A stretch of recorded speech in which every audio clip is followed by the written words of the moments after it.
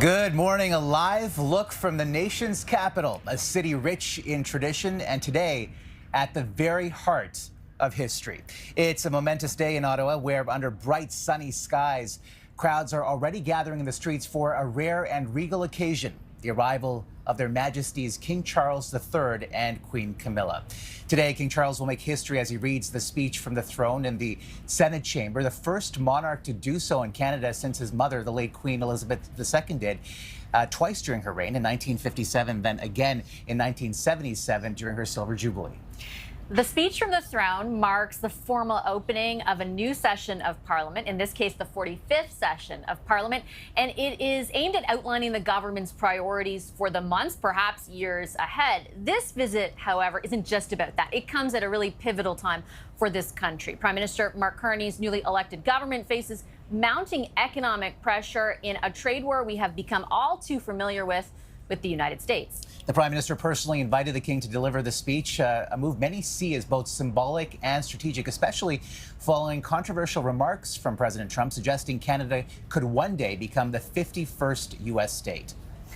Now, here is how it's all going to go today. Their Majesties are set to ride in a horse-drawn landau that will start at the Bank of Canada. 14 horses on one side, 14 on the other. It's going to go along Wellington Street. Then they are going to head into the Senate. They will be greeted by a 21-gun salute. The King will inspect the honor guard, and then following that, making his way inside the Senate, he will deliver the throne speech, expected to last about 20 minutes or so. After that, they're going to head to what you just saw there, the War Memorial and the Tomb of the Unknown Soldier, where they will lay a wreath. It's the 25th year, actually, the 25th anniversary of when the Tomb of the Unknown Soldier was established. It's then off to the Ottawa airport. They'll board a flight, Omar. All in all, they'll be here for just about 24 hours. Yeah, and all that getting ready to get set in about an hour's time. And just to give you some perspective, the Bank of Canada, from where this landau will leave, is that way. The Senate is this way, and the Tomb of the Unknown Soldier is right behind us. So you've got a front row seat to all this as it's happening.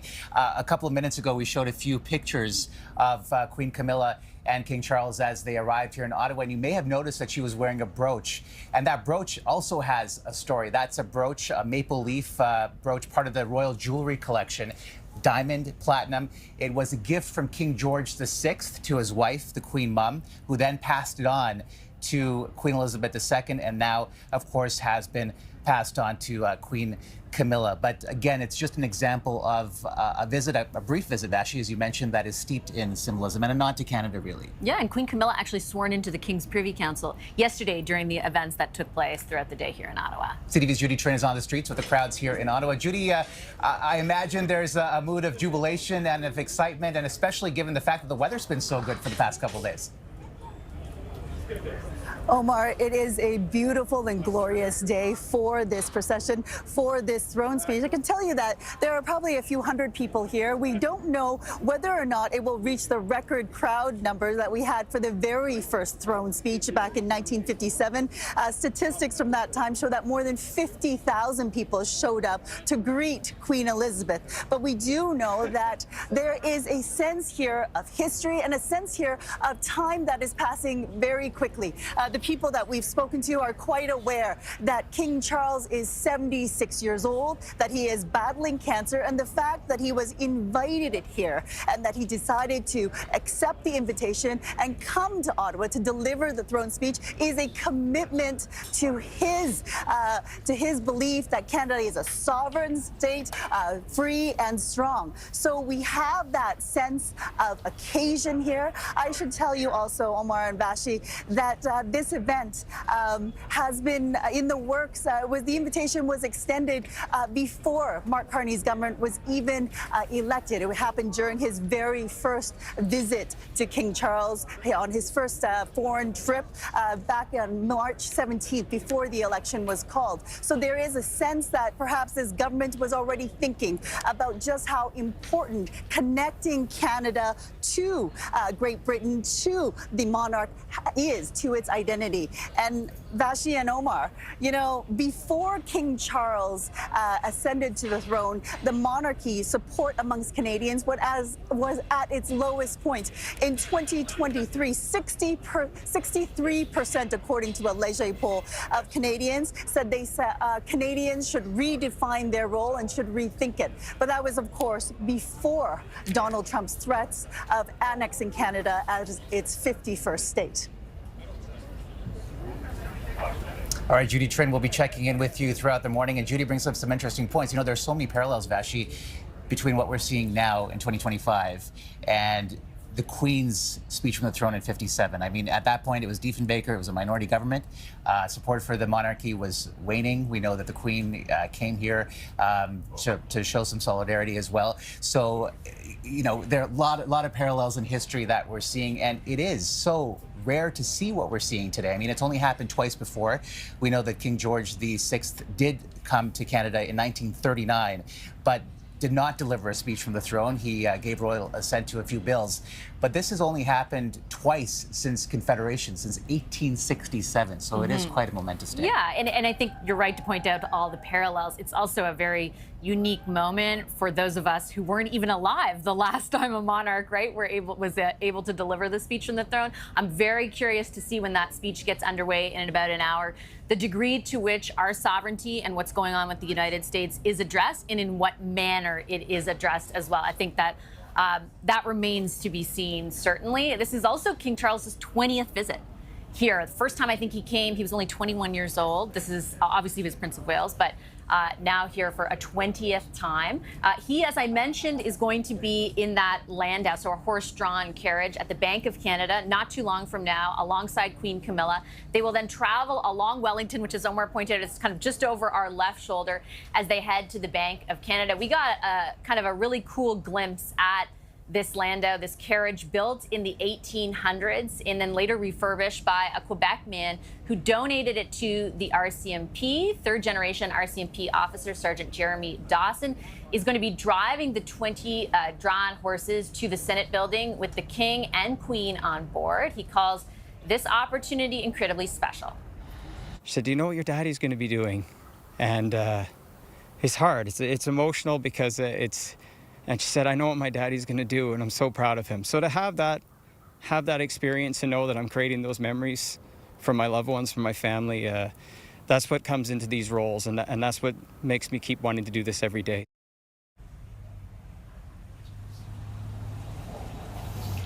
So that landau, driven by Sergeant Dawson, will deliver their majesties to the Senate.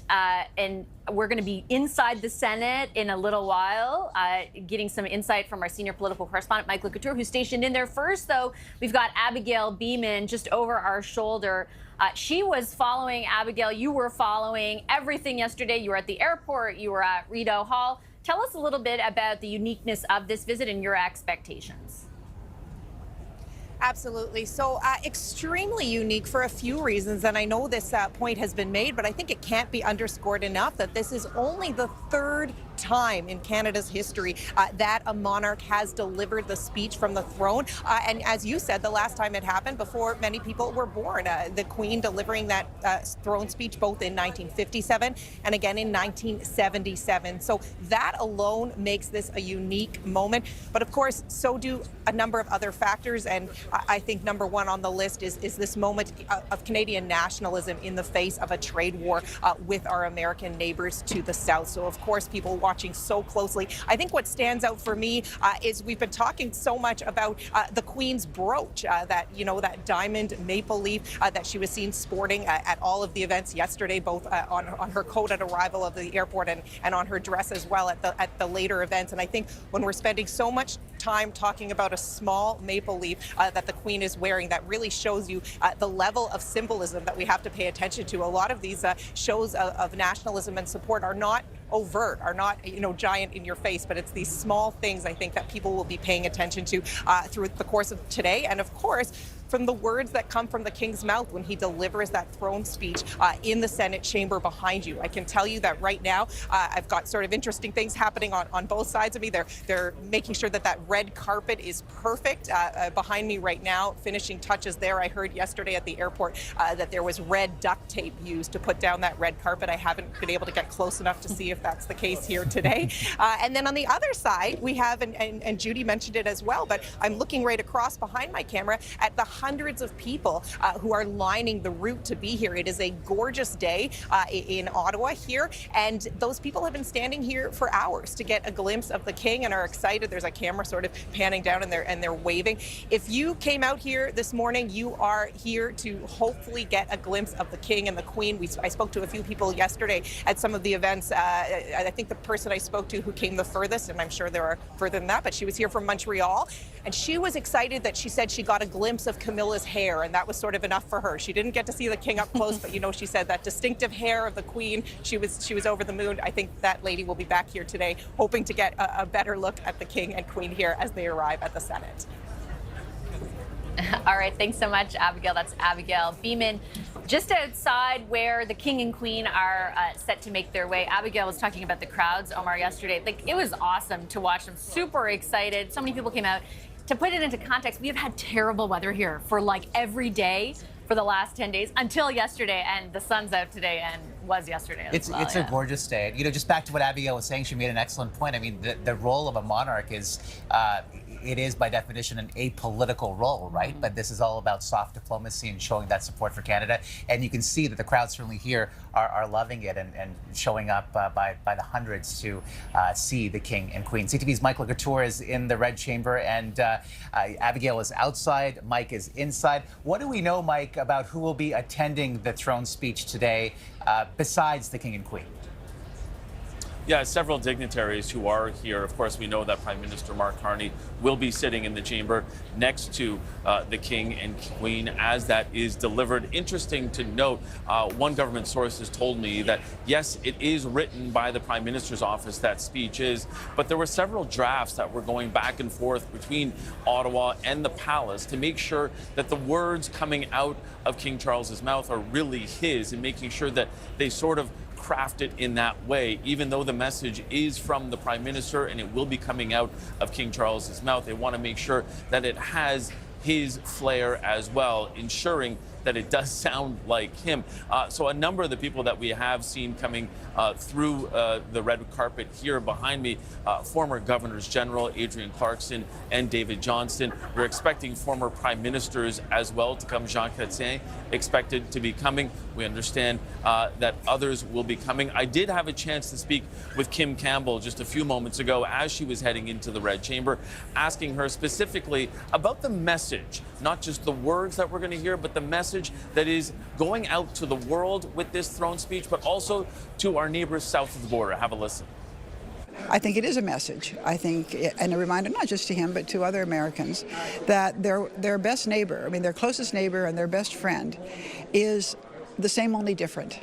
You know, we share many the same qualities and values, and we've fought together and worked together and done business together, but we have different origins, and Canada was in many ways founded by a decision of people on this side of the 49th parallel not to be American.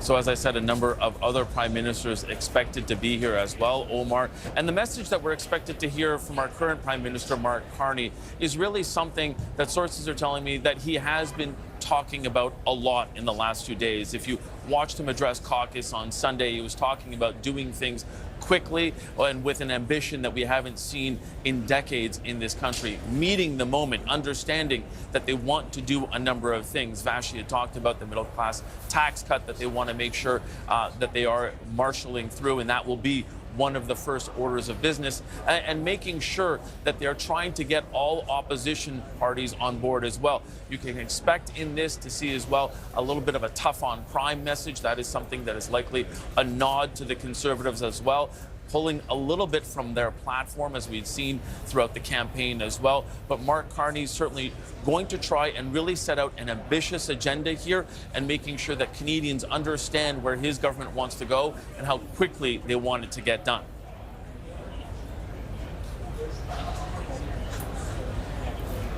All right. Thanks so much, Mike. That's our Mike LeCouture inside the Senate, talking a little bit about the significance of this speech, expectations around it.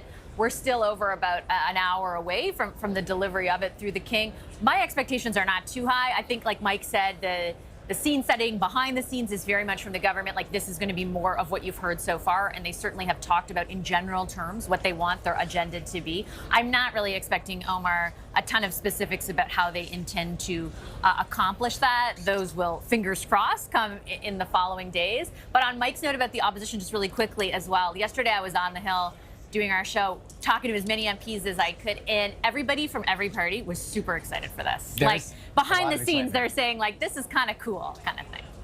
You know, you and I were talking about this on CTV National News last night about the tone of this speech. What kind of, you know, message, tone, and tenor will it have, especially given that this is a speech that will have to somehow affirm Canada's identity as being distinct from the identity of the U.S., just given the time that we're in.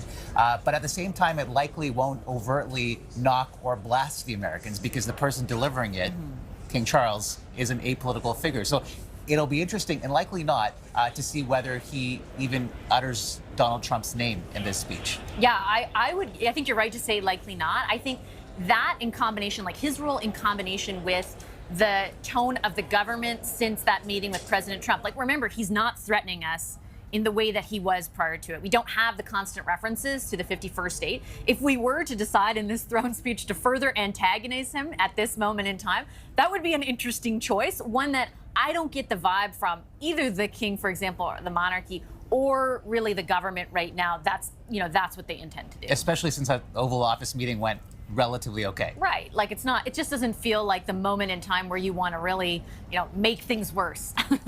Exactly. Well, that state landau should be taking off from the Bank of Canada in about an hour's time, and then making its way across Wellington to the Senate. And then the King and Queen will be making their way to the position behind us at the National War Memorial to lay a wreath for the 25th anniversary of the Tomb of the Unknown Soldier. That, by the way, was the shot that you just saw. And just look at these people, just enjoying the day, enjoying the blue skies, the sunshine, and capturing a very significant moment in Canada's history. 57 and 77 is when the Queen delivered a speech from the throne. King George VI, as we mentioned, did also come to Canada in 1939, but only to grant royal assent to a few bills. He did not deliver a speech from the throne. So what we will be seeing moments from now is only the third time in Canada's history since 1867 that a reigning monarch will be delivering the government's message, the speech from the throne. And that, again, will be happening in about an hour's time. Yeah, lots to keep our eyes peeled for. Lots of Canadians lining the streets as we speak in anticipation of that and of the procession, which will get underway, as Omar mentioned, not too long from now. Our special coverage right here on CTV News Channel and ctvnews.ca continues after a very short break. We're back in a moment.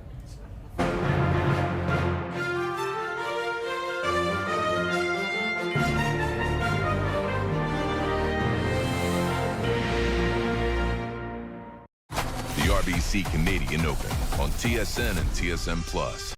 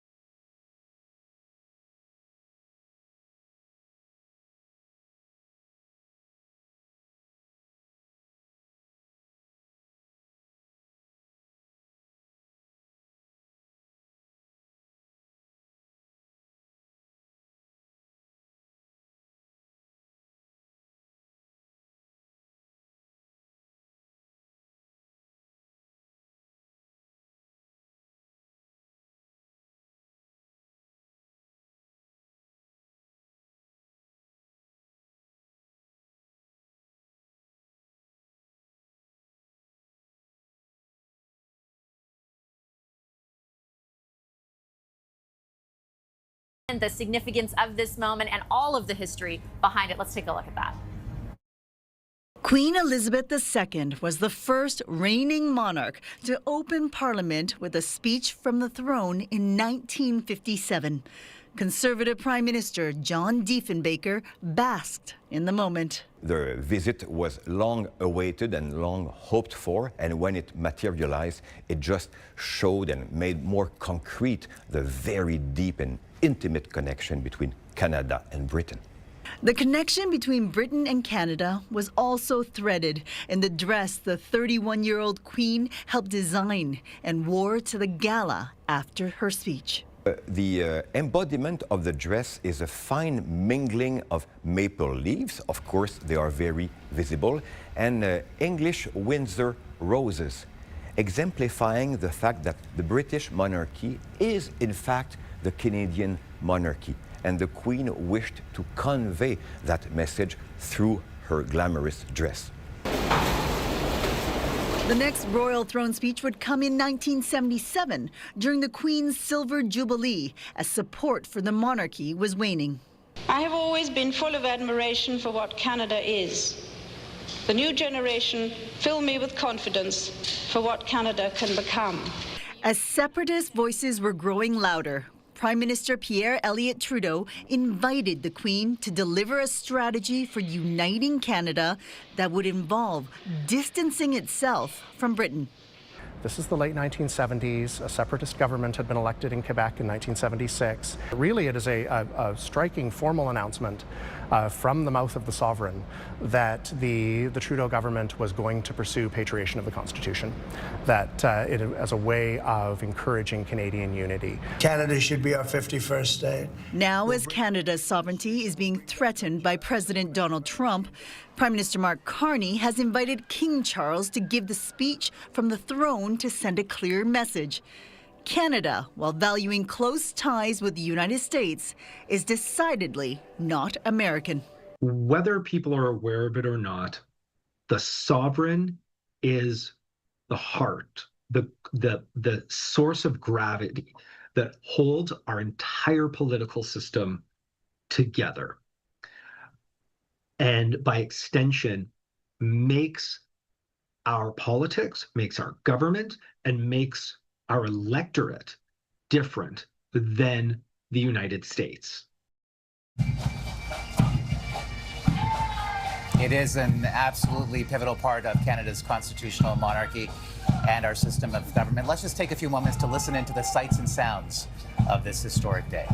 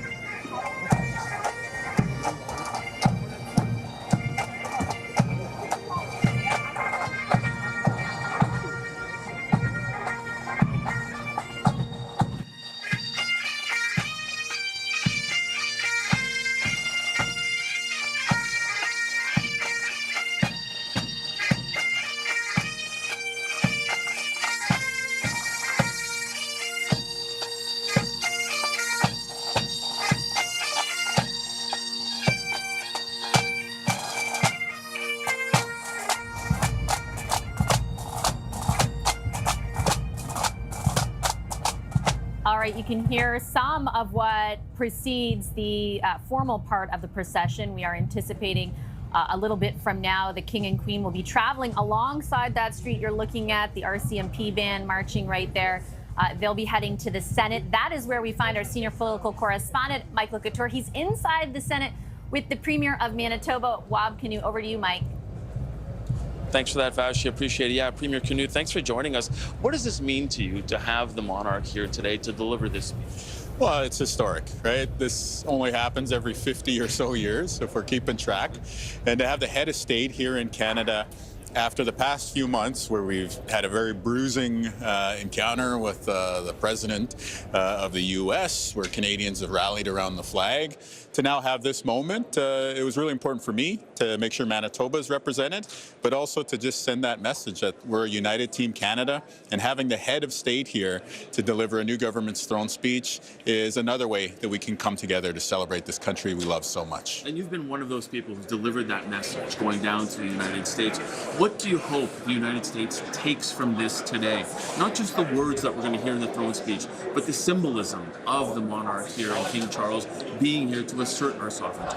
Canadian sovereignty is what brought Canadians together, defending the idea that we are a strong, independent country.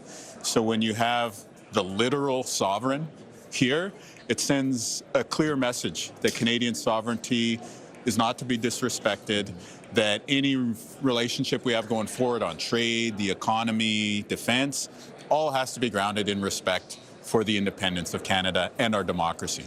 When you consider what we've heard from Prime Minister Mark Carney and what we likely expect in this throne speech, the ambition that he's talked about, the speed that he wants things to get done, and he's spoken to the premiers about nation-building projects. What does that mean for you in Manitoba and the possibility of being able to grow this country and the economy at the speed that he wants to? Well, Manitoba's part of the West, but we're also a maritime province, which is kind of, makes people smile because we have tidewater in northern Manitoba on Hudson Bay. So if we can get the resources of Western Canada to the European Union, to other international markets through Hudson Bay, not only is that going to be a nation-building project, given some of the chatter you hear, it's also going to be a national unity project. This is a way to make sure Alberta, Saskatchewan, all of the Western provinces, including Manitoba, know that we're not just driving the Canadian economy, that we're an integral part of the overall national unity picture. How important is that at this time right now? He talks about That's bringing essential. down internal barriers and making sure that we become the masters chez nous, as he said, masters of our own fate. How important is that to Manitoba, but also when you take that step back to make sure that we do keep all parts of the country together, when you consider what's happening out west as well? Well, it's funny that I might turn to an American phrase, but there's, Lincoln said, a house divided against itself cannot stand. And so we know that it's really important for us to keep building up the economy. Okay, I think we have to let you go because I think the procession is coming. Thank you. Premier Wab Kinew, Manitoba's Premier, and Vassy, send it back to you. All right, thank you so much, Mike. Mike Couture inside the Senate with Manitoba's Premier Wab Kinew. Just for a moment of reflection on how unique this all is. I mean, Premier Kinew is an NDP premier, making the case there for exporting more resources through his province to places like the European Union. I'm not sure that interview would have happened 10 years ago or 8 years ago. It is, I think, sort of a punctuation mark on the sort of backdrop against which this speech is going to be delivered today. That threat we face from the U.S. has changed everything. There's been a massive pivot and a massive shift, even among the Liberals, right? There's been a certain openness with Mark Carney compared to his predecessor when it comes to energy and energy development as well. Abigail Beeman is with the crowds outside the Senate, and Abigail set the scene for us. I can sense already from where Vassy and I are that the anticipation is building. Oh, absolutely. The anticipation is building. There are 100 members of the Honor Guard behind me, and this is just a piece of the full military honors that the King and Queen will receive here today outside of the Senate. I heard an unusual sentence a couple of minutes ago, which was, please move off the curb because we have some bayonets really close here and we don't want anybody to get hurt. So just to highlight the uniqueness of this moment, not something I hear every day on Wellington Street, but as we watch that procession move here and we saw the band come through first, really feel the weight of the moment. I also have, referenced the crowd on the other side behind the camera from me, and you can just see people getting excited, waiting with anticipation because they know that first they're watching this Honor Guard right here, right behind me, and then after that they will be waiting for that landau to move down and hoping to get a glimpse of the King and Queen as they arrive. And now that we've seen the band and we've seen this Honor Guard, we know that that's really getting into the minutes rather than hours for these people who have been standing here in the sun waiting. A 100% Honor Guard from the 3rd Battalion of the Royal Canadian Regiment, and then we will also hear a 21-gun salute when their majesties arrive. Please stand by, Abigail. We'll get to you in just a few moments. But this is really a spectacular part of our country's history that we're witnessing right now. So much color, so much sound, and it feels like almost all of a sudden things have gone quite still, except for the voices that we're hearing now. Yeah, there's so much tradition steeped into every bit of what we are about to watch, including what we just had eyes on with the sort of preparation of the honor guard. Even when the king gets to the Senate, the inspection of the honor guard is something that is, the presentation of it is very much aimed only at a royal audience in this instance. So it will be very specific and very steeped in tradition as well. Then, as you talked about, the 21-gun salute, and even as the king makes his way alongside Queen Camilla into the Senate, there are a very specific roster of people who will accompany them into the chamber where ultimately the throne speech will be delivered. And you can see the Canadian flags, the Union Jacks side by side. And just for some perspective and to situate us, this is a shot of Wellington Street, and the building behind this crowd is the Chateau Laurier, which is really a fixture of this city. Opposite that is the Senate. And we know in 2019, the Senate chamber moved to the old Ottawa train station because Centre Block, which is where the Peace Tower is undergoing extensive renovations, and the House of Commons is in West Block. So what would you say, about a 10-minute walk from Centre Block to the old train station? Yeah, about that. So that's where the new Senate chamber is, and that, of course, is where the throne speech will be taking place in about 45 minutes' time now. CTV royal commentator Richard Berthelsen has organized these types of royal visits and tours. And Richard, usually it takes extensive months of planning to put something like this together. You've been a part of this. This time happened relatively quickly. I mean, lift the veil for us. How fast was this, and how was it pulled off so quickly? Well, I think there were probably some discussions early in the new year as the situation developed with the United States about what the King's first visit to Canada might look like, given those developments. And of course, we know that once the Prime Minister went to London, shortly after he was sworn in as Prime Minister, before the election, we know that discussion came up. Of course, the Palace, the Government of Canada, couldn't make any commitments until the election had taken place. And we know the Prime Minister was on the phone the following morning to the Palace to officially convey the invitation. So let's remember that election was the 28th of April. Here we are, the 27th of May. Events have moved quickly. I mean, Parliament alone is coming back on record speed. There's usually a much larger break after a new parliament, before a new parliament starts, just because of the amount of things that have to happen. So this is quite extraordinary. Let's remember the King was also meant to be in Canada last year. It was widely known that a visit was planned. Canada is the senior realm in the Commonwealth, and so it would have been expected that it would have been the first country he would have visited. Unfortunately, that was not possible because of his cancer diagnosis. And subsequent to that, of course, we went through a period of a lot of political instability, with the Prime Minister ultimately deciding to resign. Ultimately, that pushed the visit till now. But the imperative now is, of course, around the U.S. situation, and that's what we're seeing today. It is such a critical time, as you rightly point out, and historic, because it is only the third time since Confederation that this is happening. But also there are such other interesting tidbits of history, and you've written so extensively about this on ctvnews.ca in a fascinating article about previous royal visits. I mean, talk to us a little bit about what will be unfolding in the next few minutes when their majesties arrive to the Senate and the ceremony gets underway with the usher of the Black Rod.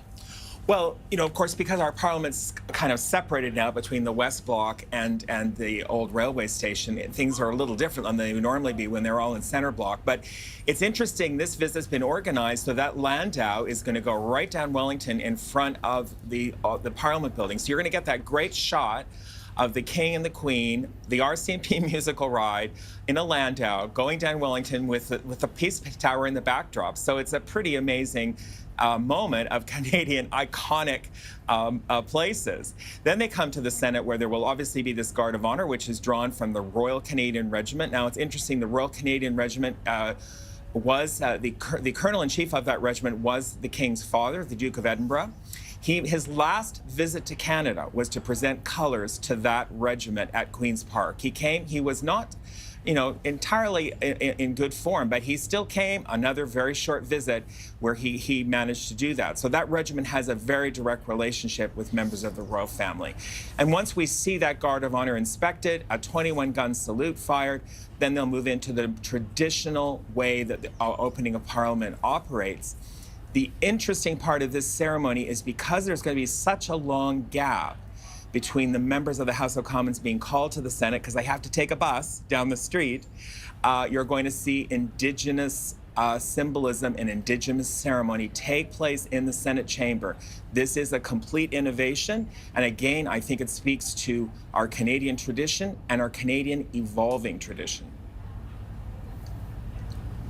All right, Richard, I'll leave it there. We're going to keep checking in with you. You're very kind to lend us so much of your time this morning and your insights. I appreciate it. That's Richard Berthelsen. We will keep checking in because what you are witnessing, what you look at on the screen there, is just the beginning of the ceremony, the procession that is about to get underway. We are anticipating that the King and Queen will make their way not too long from now in a horse-drawn carriage from the Bank of Canada, a couple of blocks over to where you see those members of the RCMP standing, which is right in front of the Senate, where the Senate is housed, kind of in an old train station right here in downtown Ottawa. That throne speech will be anywhere from 20 to 25 minutes in length. We've got a lot to talk about as far as what might be in it or what might not be in it. That's what we're going to do after a short commercial break. Our special coverage of the throne speech opening the 45th session of Parliament continues in just a moment.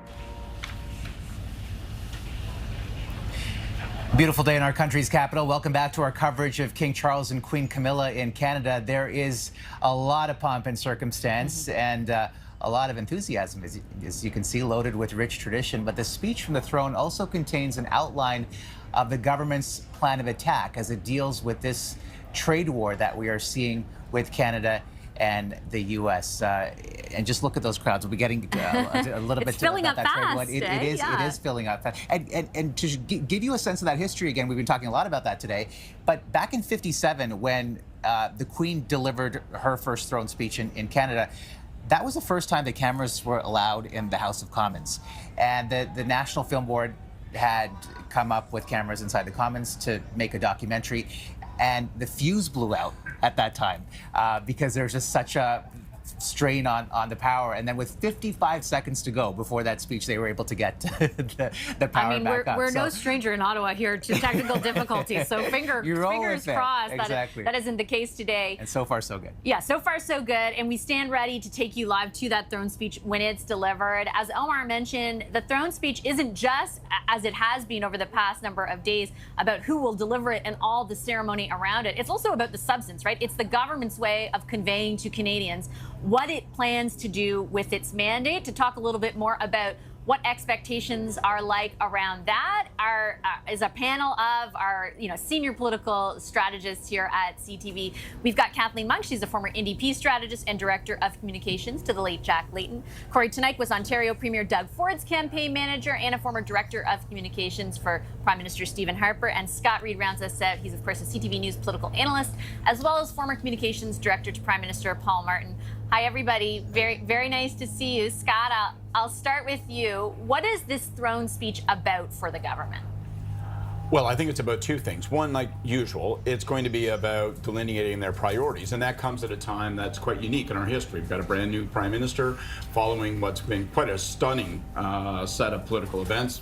Prime Minister Trudeau leaves office, we have a snap election, a guy who's never been in elected office elevated to prime minister, so on and so forth. But of course, it all really takes place in the shadow of Donald Trump's threats with respect to our trade relationship and even our sovereignty. And of course, we've been talking about this all morning. You guys have been chatting about it. So to me, the big question is, what will we hear from the King's lips themselves? Because he will be speaking in the possessive. He'll be saying things like, my government wishes to make it clear. And then how does that sentence end? How dramatic will it be? How sharp will it be? Will it end with, this country is not for sale? Canada will never be the 51st state? It's hard to imagine the palace would permit the King to say those things. On the other hand, you have to hew to that message. So I'll be really watching for that. And all of that makes this a very unique moment, and one that I think, you can have lots of royal skeptics, but it adds a level of drama and weight to today that we'll all be watching carefully. I imagine, just jumping off, Corey, what Scott said, it's a difficult balancing act, right? Like, it doesn't feel like a moment in time where there's a big desire to antagonize the U.S., particularly since the threats around our sovereignty are not being repeated in the way that they were prior to the election. At the same time, like, there's a reason the King is here, and a lot of it has to do with our sovereignty.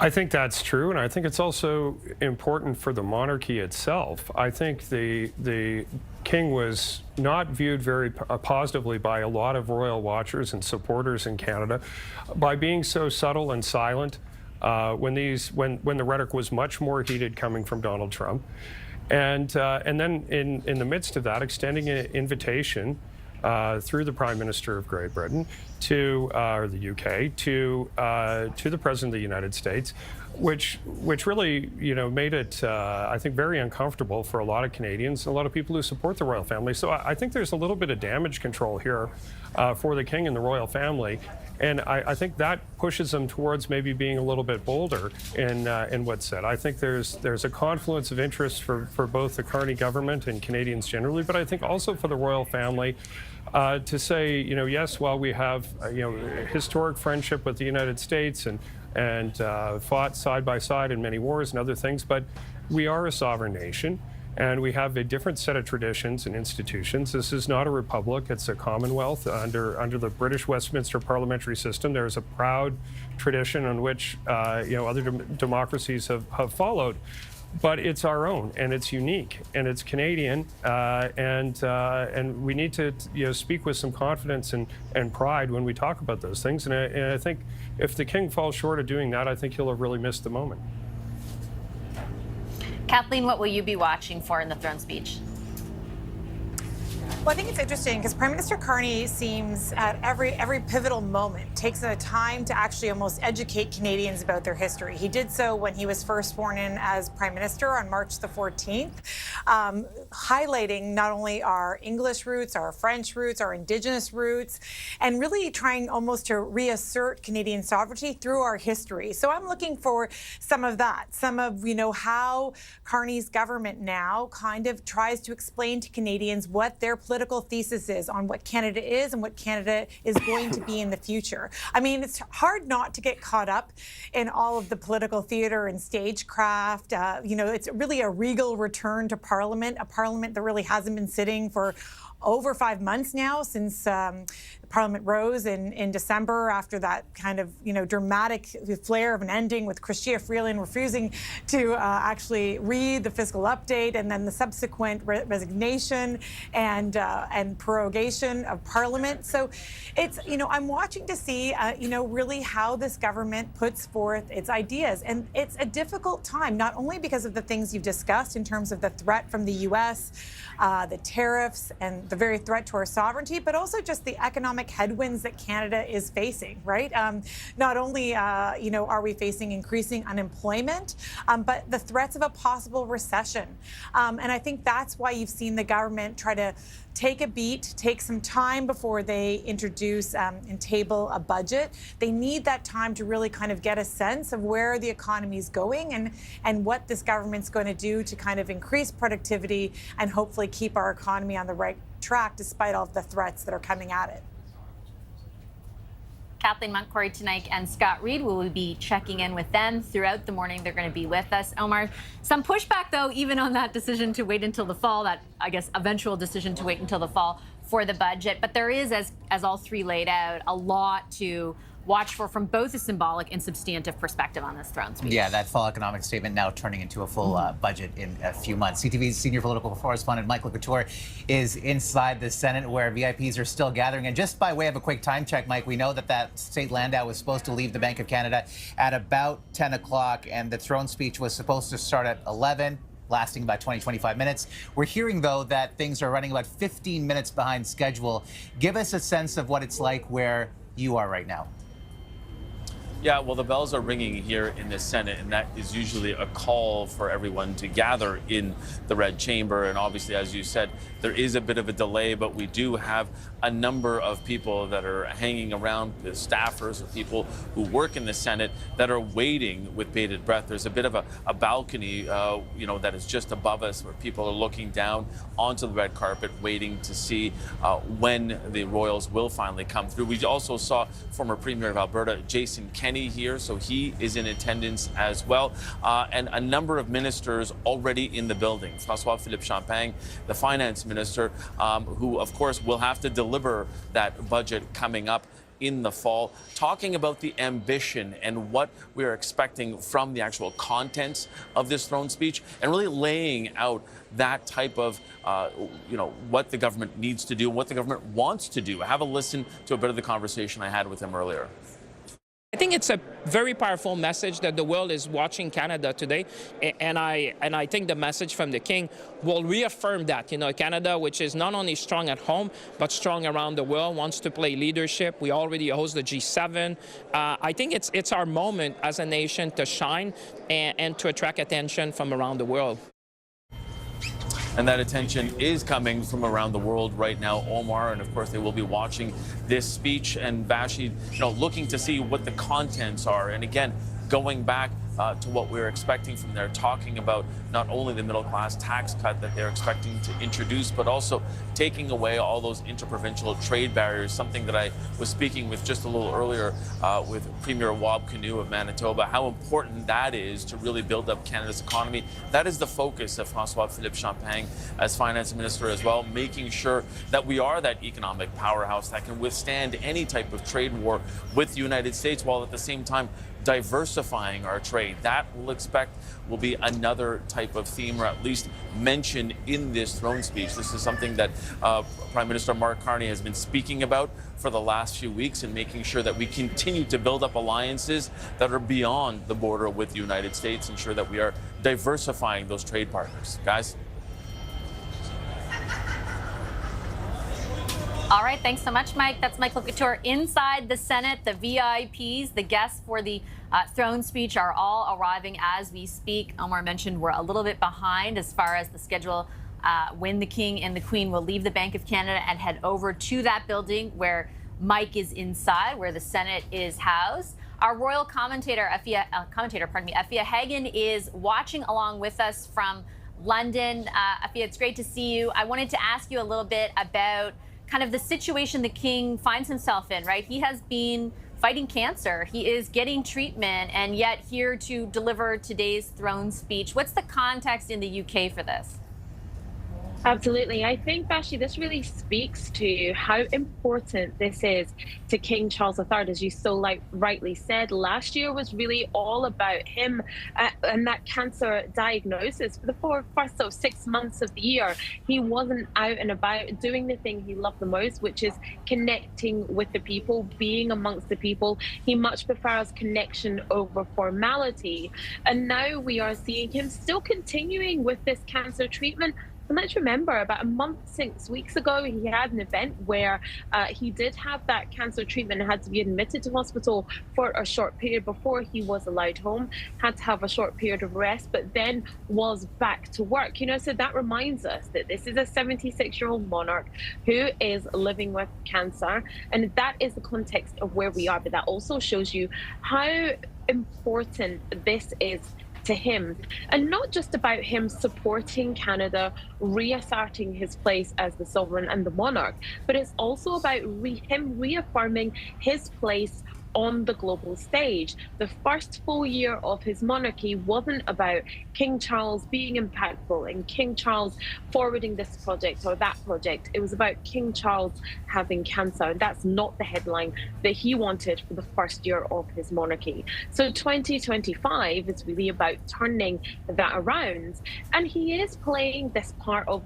diplomat in chief. You know, we've seen him with President Zelensky at Sachedina. We saw him with Prime Minister Justin Trudeau in the UK just before he stepped down.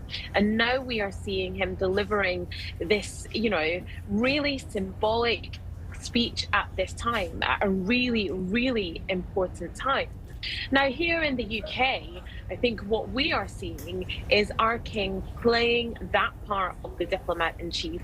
It makes us think about the importance of the monarchy and the royal family, not just here in the UK, but across the Commonwealth. That's what we are seeing playing out here in the United Kingdom. And I think also there is a real feeling that we are glad to see our king out doing the business that he loves most, flexing that power of soft diplomacy, really flexing that muscle at a time where it really needs to be flexed.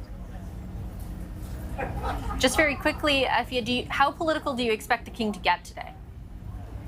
I don't think it can be too political. Now, Buckingham Palace have told us that he will not mention Donald Trump by name or mention or reference America, but I think he will talk about unity, togetherness, the strength of Canada and the strength of the Commonwealth. I think we can expect to hear those themes. He will remain as apolitical as he can afford to in this time.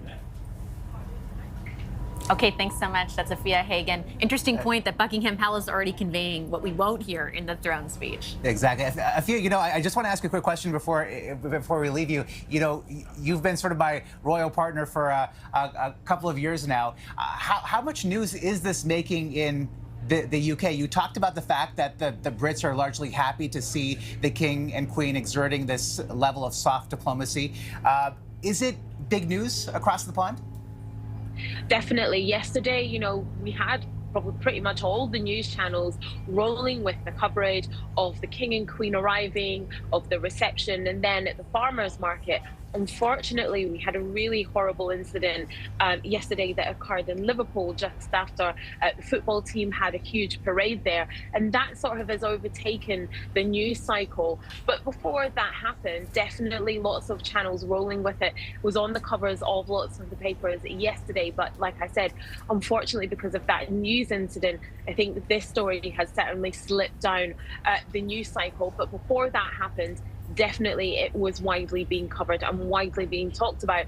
Today it is, you know, coming back up the news cycle a little bit, but I think had that not happened, it probably would be definitely our top story. All right, Afia Hagen, thank you. Appreciate your time. And you know, when the throne speech gets underway, Vassy, for the first time, a reigning monarch will be using that particular throne. We're looking at a live shot right now of the Prime Minister's motorcade arriving at the Senate chamber, where, as we mentioned, the throne speech was supposed to get underway in about an hour's time, 11 o'clock. Things seem to be running a little bit late, about 15 minutes is what you were hearing, Vassy. And the Prime Minister now just about to emerge from that vehicle. There he is, Mark Carney, entering the Senate chamber, where there is a crowd of VIPs gathering. Obviously a lot of cheers. Let's just take a moment to listen in.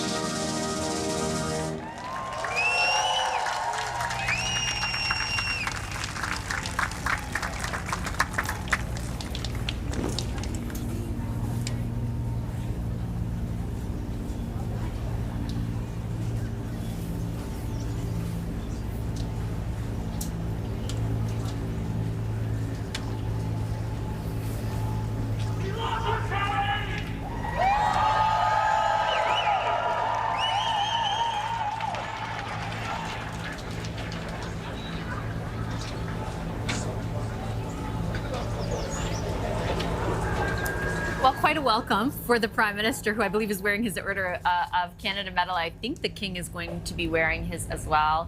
A beautiful rendition of O Canada. The crowd definitely very much getting into the spirit of things. Feels a little bit like Canada Day here in Ottawa. That's the Prime Minister. I thought of the exact same thing, actually. It does feel like July 1st. Yeah. And Diana Carney, of course, behind the Prime Minister.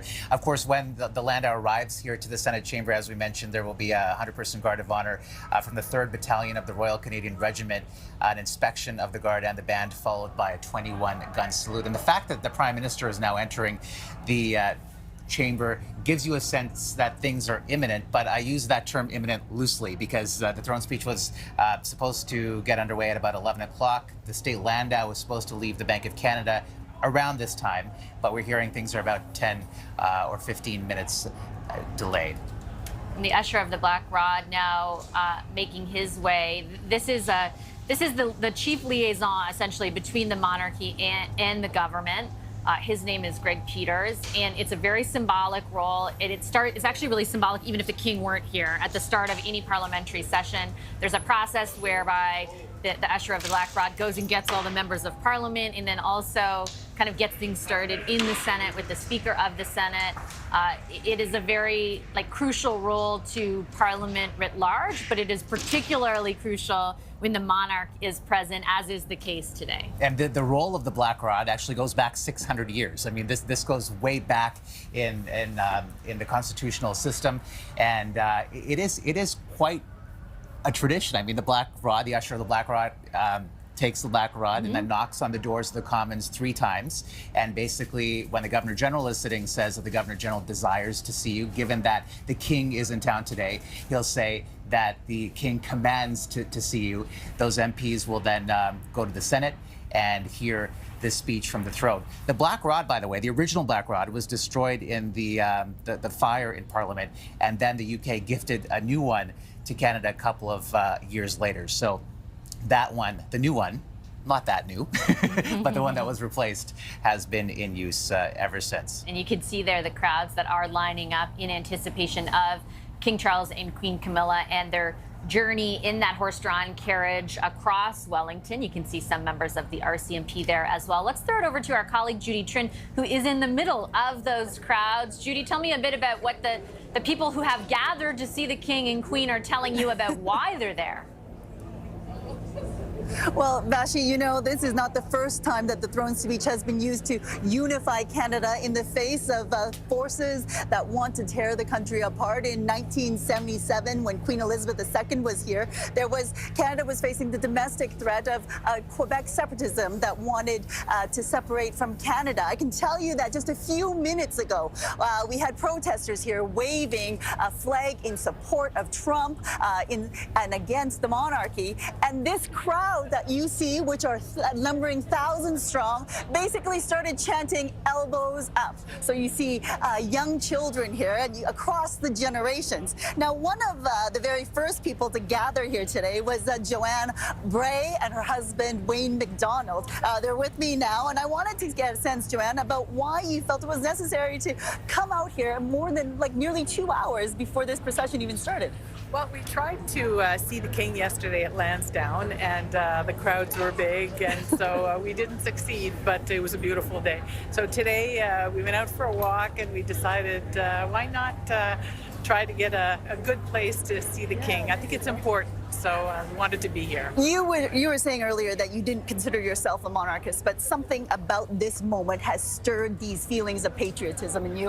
What about it has stirred these emotions? Well, I think we are at a moment where sometimes our history and our democracy are taken for granted a little bit, and so I think this is a good reminder of how important it is that we have a head of state, that we respect him, and that if he comes all the way here to deliver our speech from the throne, that's historical on its own. So I think it's exciting, and I wanted to be a part of history, and I think it's helpful to get the people mobilized as well and to appreciate our country again and remind ourselves of how wonderful a place it is. So. Wayne, let me ask you a couple of questions. You know, this pomp and ceremony is for the people. Are you feeling patriotic? I feel patriotic, and it's a long history. Oh, they're coming. Wait. Okay, here it goes.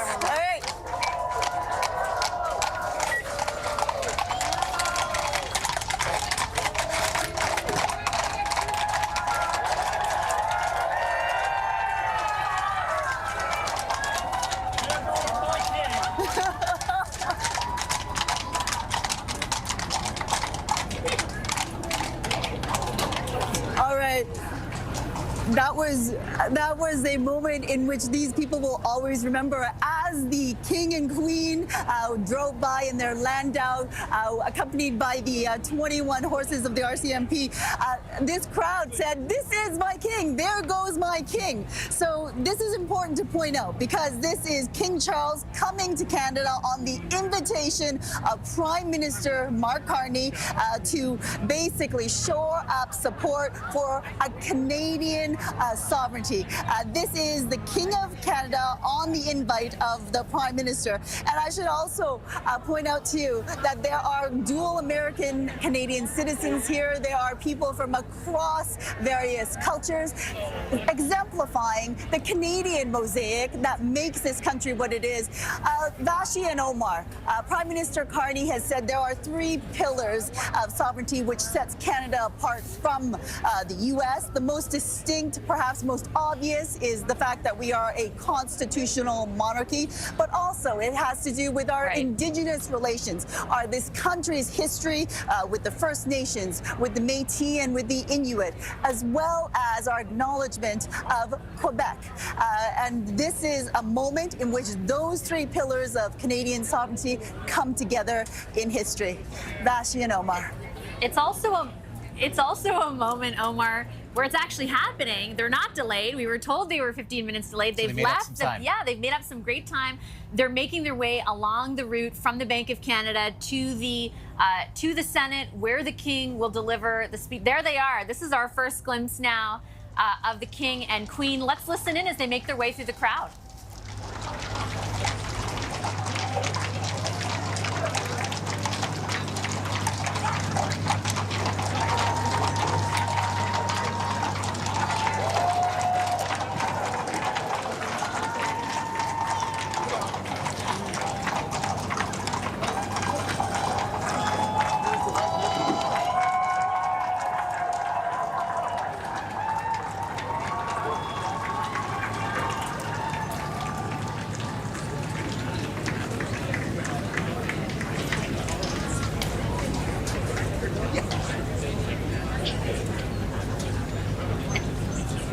And there's the scene outside the Senate. That is the building that houses the Senate, where King Charles and Queen Camilla are now making their way in that very historic landau along the route along Wellington Street to that building. Our Abigail Beeman is also in the middle of all that action. Abigail, I'll throw things over to you.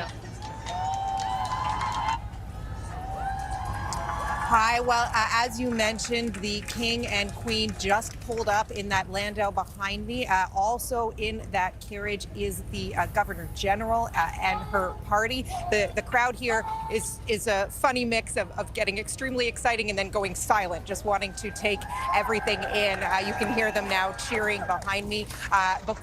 Moments before the Mounties on horses arrived, the Prime Minister arrived. That was an exciting moment for the crowd here.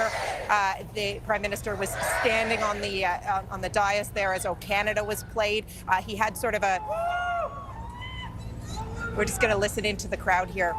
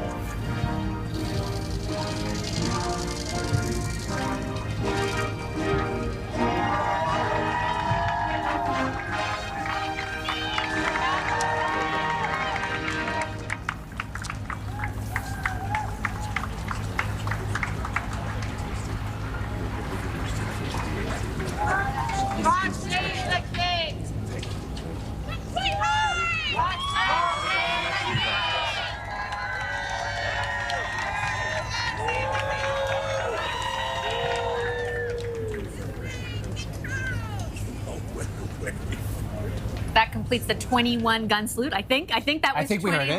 Yeah.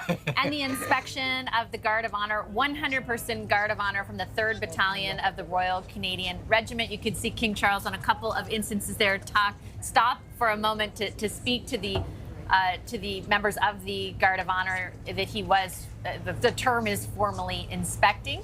And now he will make his way eventually, after the full inspection is complete, into the Senate, which is where he'll deliver the speech. And His Majesty, of course, wearing a customary medal array and an Order of Canada around his neck as he continues to meet with some members of the band, trying to make it if we can hear what he's saying, but it's hard. So many times with these royal visits, they actually cut the boom mic, so you can't hear what the royals are saying. But I'm also trying to listen to see what. The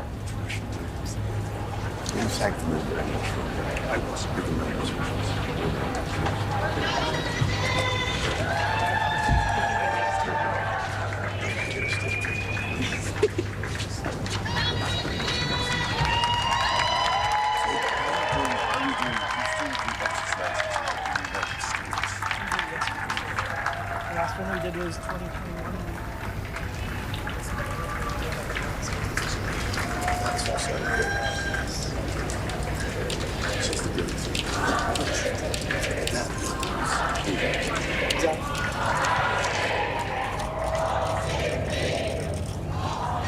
And I think I hear people in the crowd chanting "God Save the King," if I'm not mistaken. I think you're right, yeah. Quite a sizable crowd has definitely gathered through the course of the morning, watching the King make his way into the building that houses the Red Chamber. And here he goes to sort of present himself to the crowd.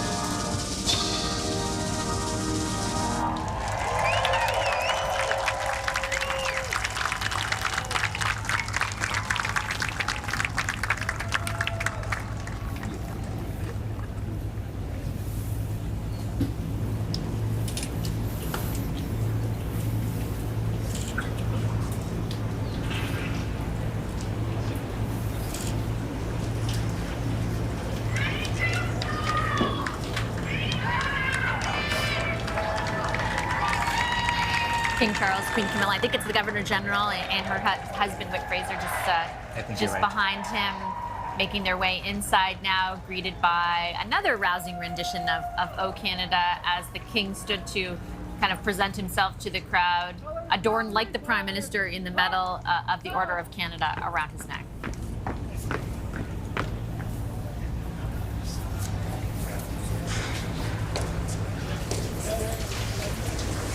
He has now made his way through the doors of the Senate chamber. And we're just trying to make out who he's greeting and shaking hands with right now. CTV's Abigail Beeman is across the street. This is the Chief of the Defense Staff coming up here, Jenny Carignan. CTV's Abigail Beeman is standing by. Just walk us through that moment in history, Abigail, that we just all saw and witnessed together. That was a really good way to put it, a moment in history. And I think I'll reference again how the crowd reacted. How the crowd reacted when both the Prime Minister and the King arrived. So we saw the King and Queen, as well as the Governor General and her spouse, arrive in that open carriage and get out. There were two O Canadas played first when the Prime Minister arrived. I'm not sure if you want to listen again. Yeah, I'll throw it back to you, Vassy and Omar. Yeah, well, we're going to thanks, Abigail. We'll take a listen in because the river dance drummers are about to perform inside the foyer of the Senate for King Charles.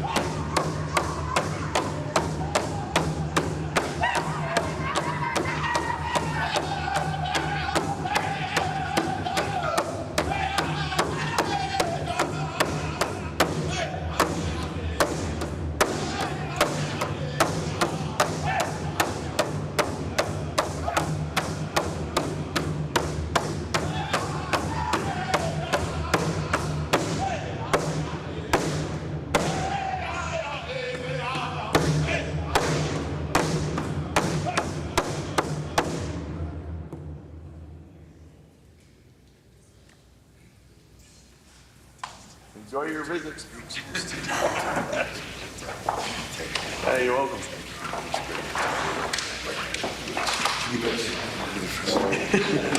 Thanks for coming. Hey.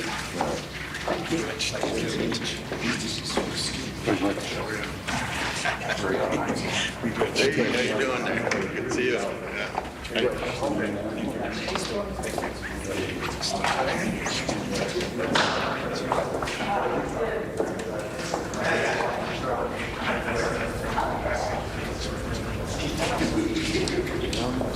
King, the Queen, the Prime Minister, the Governor General, all thanking the river dance drummers for their performance. You can see the gallery even in the foyer lined with people, with onlookers who are hoping to catch a glimpse of the King and the Queen.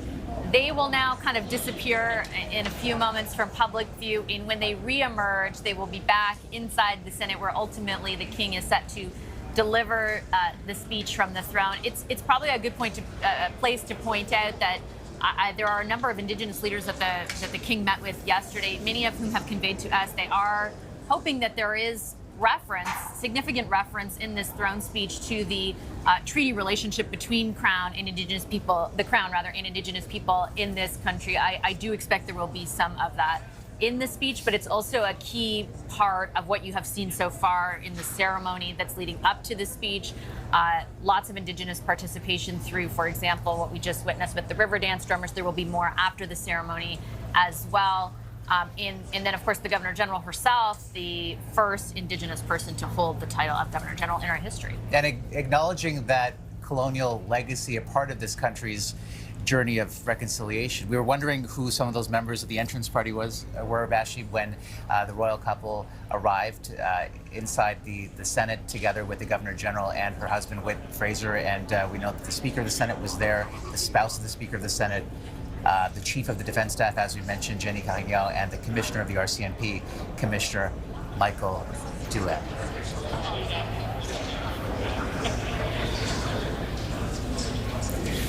Let's get to CTV's royal commentator, Afia Hagan, who joins us now from London. And as we get ready for this throne speech to get underway, Afia, in about a half an hour's time, you mentioned the last time we chatted about this concept of soft diplomacy, the fact that the king and his role is not an inherently political role, it's an apolitical role. But we have seen examples from him, as we're seeing now, and also with the Queen, of them exerting their power and their influence in certain cases historically. Can you talk a little bit about that and the significance of that part of their role? Yes, absolutely. You know, the king is supposed to, or the monarch rather, is supposed to remain apolitical at all times. Queen Elizabeth II, you know, managed to do that pretty much through her time as the monarch. But when it came to apartheid, particularly, something that she felt that she had to sort of exert the power of soft diplomacy, and that, you know, when it came to places that she would visit, when it came to people that she would speak to, you know, it was all about subtly as you can, you know, place her support for the South African Indigenous people against apartheid at that time, whilst also not really saying anything at all. It's a very difficult sort of tightrope that you have to toe, where you are the head of state, where you are supposed to set yourself apart from the political fray. But Queen Elizabeth II was a vocal opponent of apartheid in South Africa. You know, it was something that she felt she had to do. She refused to visit the country at the time of racial segregation. She just said that she wasn't going to go there. And that was her way of flexing that power of soft diplomacy, of letting that play out. This is something that we are seeing similarly here with King Charles III. It's not necessarily not visiting a country, but for him, you know, as a sovereign and as the monarch of Canada and of the United Kingdom, those are the countries that he has to have their back, essentially, for want of putting it a better way, in the face of an aggressor, whoever that aggressor may be. We've also seen him on the world stage with President Zelensky. You know, he's shown his support for Ukraine over the duration of the war the past 3 years, whether that's, you know, wearing a yellow tie or having a Ukrainian flag or having colors of flowers in the colors of the Ukrainian flag at events he's been at. You know, it's these kind of subtle ways that he has shown his political leanings, perhaps where he stands on things, and flexing that power of soft diplomacy. But you've got to think to yourself, it comes to a point where your head of state, your monarch, can't afford to stay out of the fray. And I think that's where we are now, is that King Charles III knows that as the head of state of Canada, he has to perhaps show us his political leanings, show us that he has Canada's back. He has to do that because he is the head of state.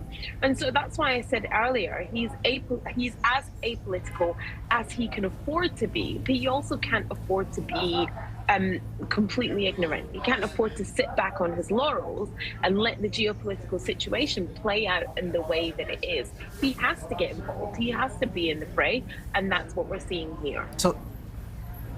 So a chance for the monarchy to prove or show its own relevance in the context of this time.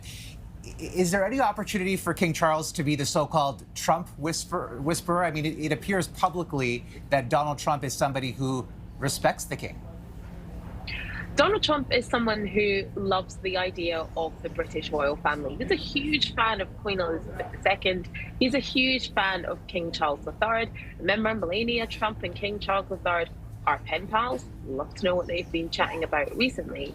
But absolutely, King Charles III and Prince William both are the Trump whisperers. They absolutely have his ear. And he is, someone that they can influence. Donald Trump absolutely respects the king, respects Prince William. And so we'll listen to what they have to say. The Trump administration, along with Donald Trump himself, will be watching what's happening today very, very closely. I'm sure they're watching our coverage, actually. And they will want to know how this plays out. They'll want to hear what King Charles says in his speech. So yes, they can be the Trump whisperers, absolutely. They can be the ones to sort of talk him down, to offer him something else. We've heard whispers of perhaps the United States being an associate member of the Commonwealth, and Donald Trump, loved that idea. He, on his Truth Social, his platform said, that sounds good to me. So maybe that's something that can be leveled in exchange for the Americans backing down on this ludicrous idea of Canada being the 51st state. Let's not forget we have that second state visit coming up as well. Unprecedented. Many presidents have ever had a second state visit. And that state visit's not just going to be about Buckingham Palace and pomp and pageantry. It's about Balmoral. Balmoral's the inner circle. For Donald Trump to feel like he's in the inner circle with King Charles III, that's worth more than its weight in gold. And that's the power of soft diplomacy that can change things. All right, I know you're standing by. This is a live look from inside the Senate chamber, and the two thrones that you just saw there a couple of seconds ago. That's the first time that those thrones will be used by a reigning monarch, by King Charles and the Queen, in about a half an hour's time when that throne speech gets underway. That throne is made out of Canadian walnut, and also has a piece, by the way, from a forest just behind Windsor Castle. That's a piece of wood that the British royal family donated to Canada, and so there is that part of the links to the monarchy that are reflected in the two thrones that you're seeing there right now. Can also see, this is our first glimpse inside the room of who has actually assembled, because we know beyond senators, and we can see a number of them in their seats, there are a variety of dignitaries. So on the left hand of your screen, I can see kind of out of the corner of my eye, former governors general. I saw both Governor General David Johnston, as well as Governor General Adrienne Clarkson. Behind them, a number of Indigenous leaders. I believe I saw Nat and Obed among them. I know there are former prime ministers here, for example, Stephen Harper and Justin Trudeau. Been a long time since they've all been in the same room. I think I might see some of them to the right hand of the screen. Oh, I believe Mr. Harper is sitting right next to Mr. Trudeau. I think I just saw that on the right hand screen before the camera panned up. So we'll keep our eye on who else we can see assembled. But this also reflects like the uniqueness of the moment. I can't remember the last time a variety of governors general, but also former prime ministers, were together to witness the delivery of the throne And I speech. think just opposite the thrones, we saw the justices of the Supreme Court of Canada seated there as well. Yeah, I think they're actually supposed to meet in person with the king as well at some point, maybe even prior to the start of the speech at some moment. In the initial itinerary, at least, they had laid that out. The Supreme Court justices, that is. So again, the speech from the throne expected to get underway in about a half an hour's time. We were hearing that things were running a little bit late. Again, they seem to have picked up time. But it seems like things are back on schedule now, expected to start at about 11 o'clock. And then at that point, it should last about 15 or 20 minutes.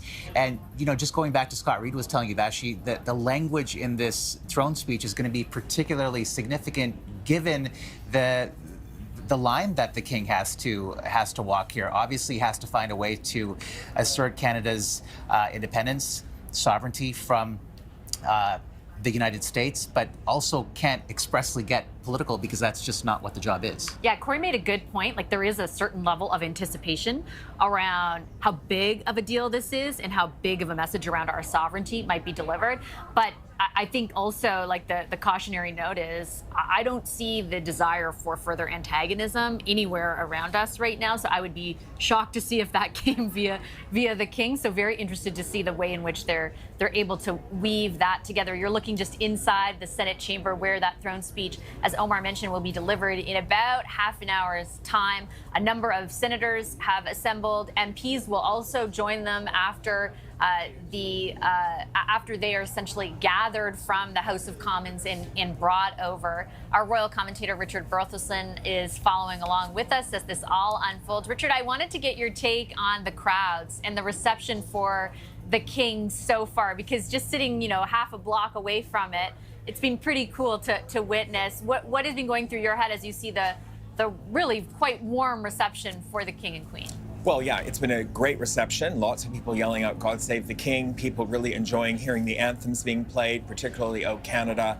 So it's a great feeling in the streets of Ottawa as this really beautiful spectacle goes by with our RCMP musical ride and the coach and the armed forces all in their best dressed uniforms. Of course, this was the first occasion we've seen where the king has been greeted officially by a full guard of honor of the Canadian forces since he became our sovereign. And of course, the king today is wearing his sovereign's insignia of the Order of Canada around the neck. I think some people had hoped the king might wear Canadian Forces uniform, but he probably couldn't choose between the Navy, Army, and Air Force, so he tactfully opted for the suit. But the thing I was really struck by, too, in the opening is that as soon as he entered the building there, the temporary headquarters of the Senate, he was greeted by drummers, a drum circle.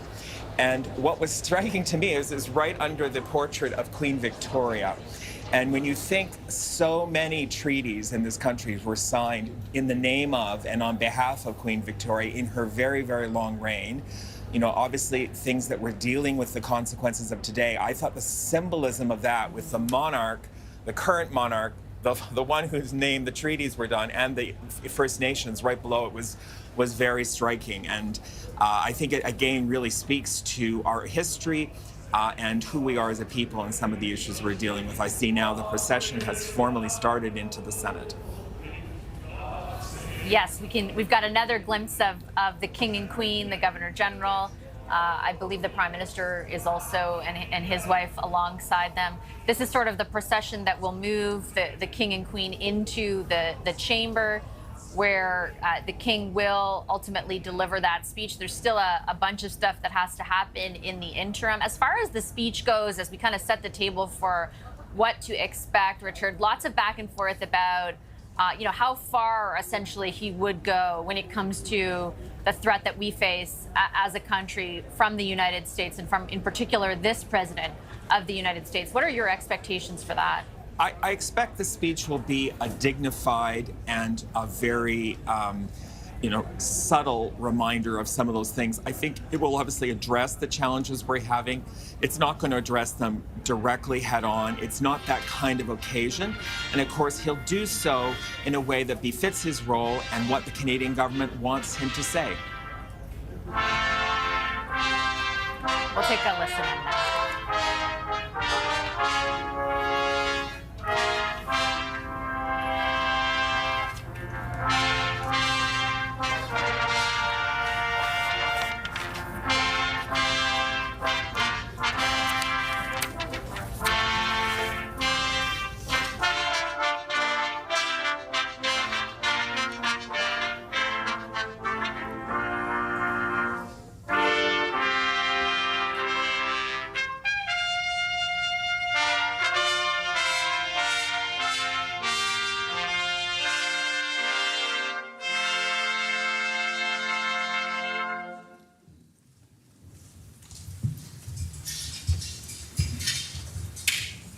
Pray be seated. Veuillez vous asseoir.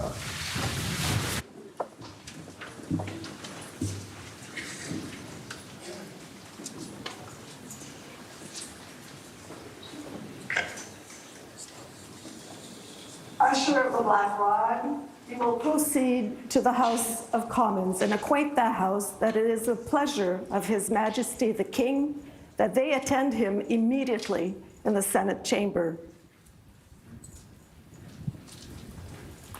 Huissier du bâton noir, rendez-vous à la Chambre des communes et informez-la que c'est le plaisir de Sa Majesté le Roi que les communes se rendent immédiatement auprès de lui dans la salle du Sénat.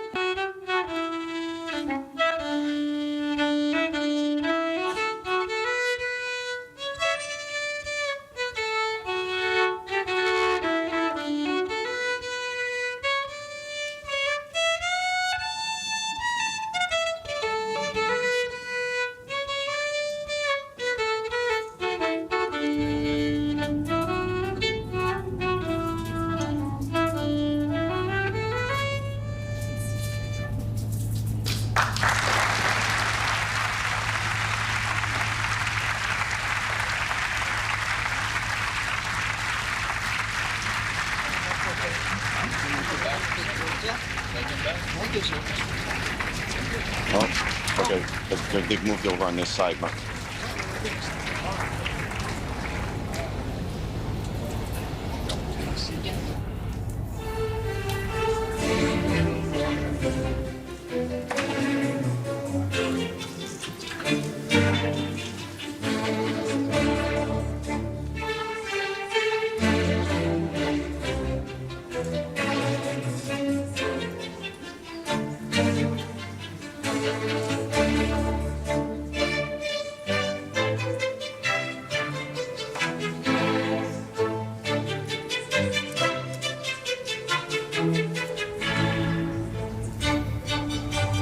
So the king is now greeting the various justices of the Supreme Court. We just heard from 18-year-old Morgan Grace, a left-handed Métis fiddler from Manitoba, who performed for quite the crowd. The usher of the Black Rod has also just departed to go over to the House of Commons to gather members of Parliament who will then make their way back to the Senate. And when everyone has assembled, that's when the throne speech gets underway. I just want to point out that the personalities that were in that Senate chamber. This is a live look at the House of Commons now, where, as you mentioned, the usher of the Black Rod will go and basically say that the king commands to see you in advance of this throne speech, and then they're ready. They're waiting for that command.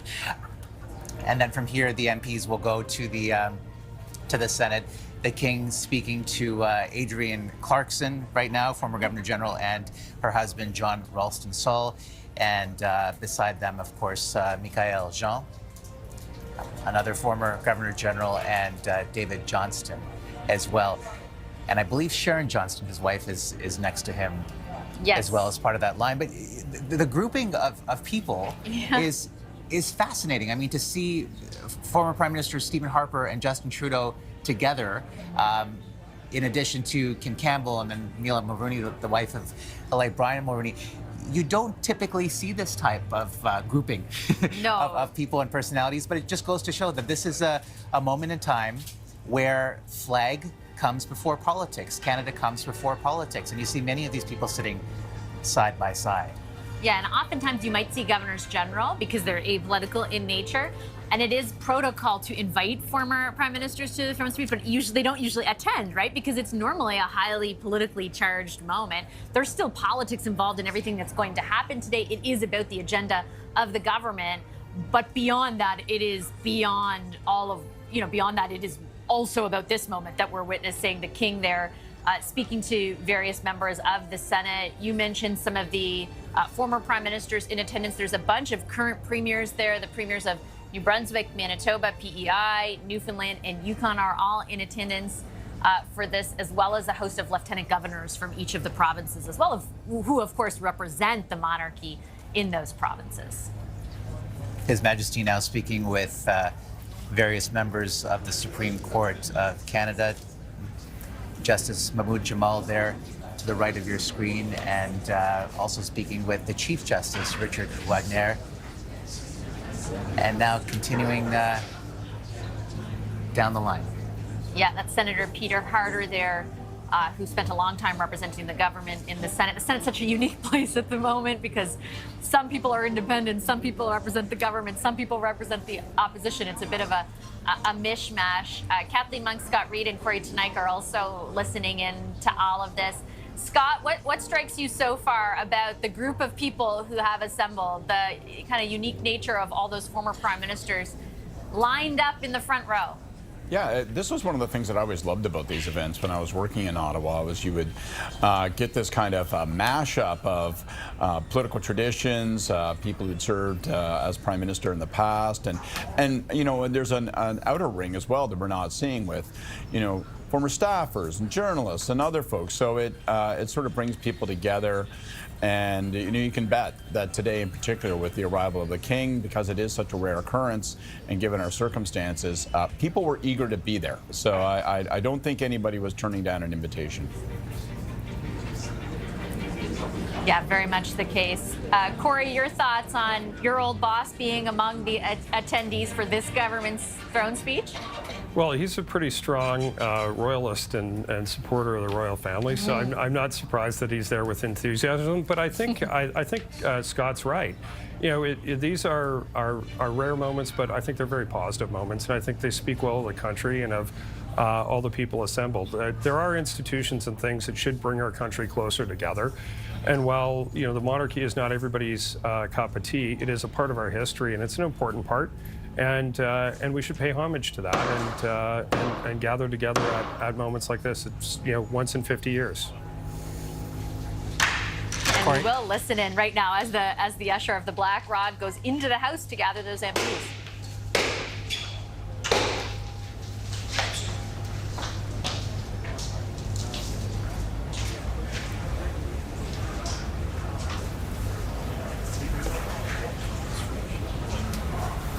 A message from His Majesty, the King of Canada. Un message de Sa Majesté, le Roi du Canada. The King of Canada. Un message de Sa Majesté, le Roi du Canada.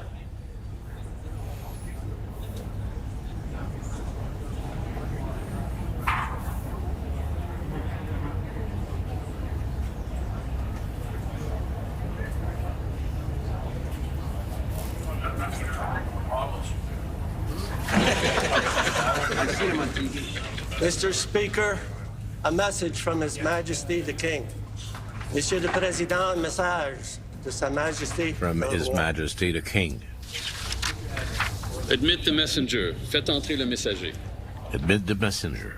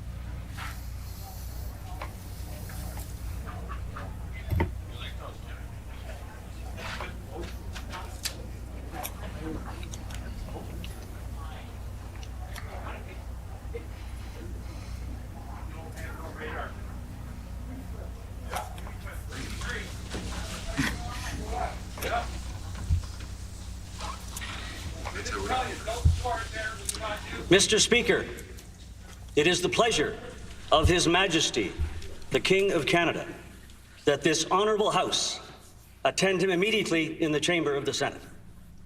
Monsieur le Président, Mr. Speaker, c'est le plaisir it's a pleasure de Sa Majesté, of le His Roi du Majesty Canada, the King of que Canada cette honorable chambre that this se rende immédiatement distinguished auprès room de lui dans come la and meet chambre him du Sénat.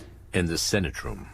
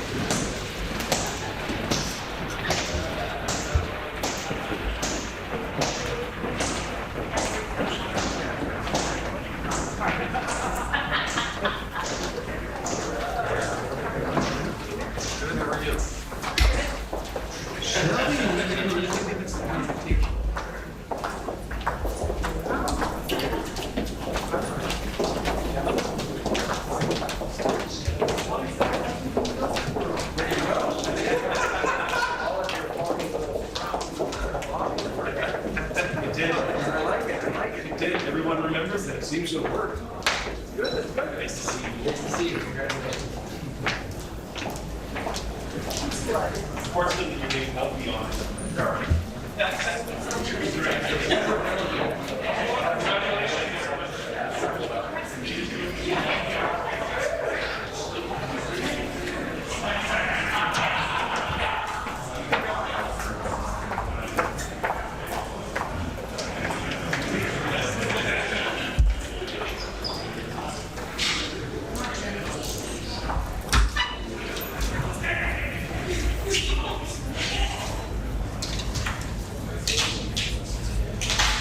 Okay, so the MPs are on their way. They have been collected by the usher of the Black Rod. You could see them from all different political parties making their way there out of the chamber of the House of Commons. They've got about a 2.5 block walk to make it over to the Senate chamber, which is now housed in the old train station in downtown Ottawa. King Charles, in the meantime, is making good use of his time in that chamber and greeting all the various people who have assembled. He's back there talking to, I think it's the Chief Justice of the Supreme Court, Richard Wagner.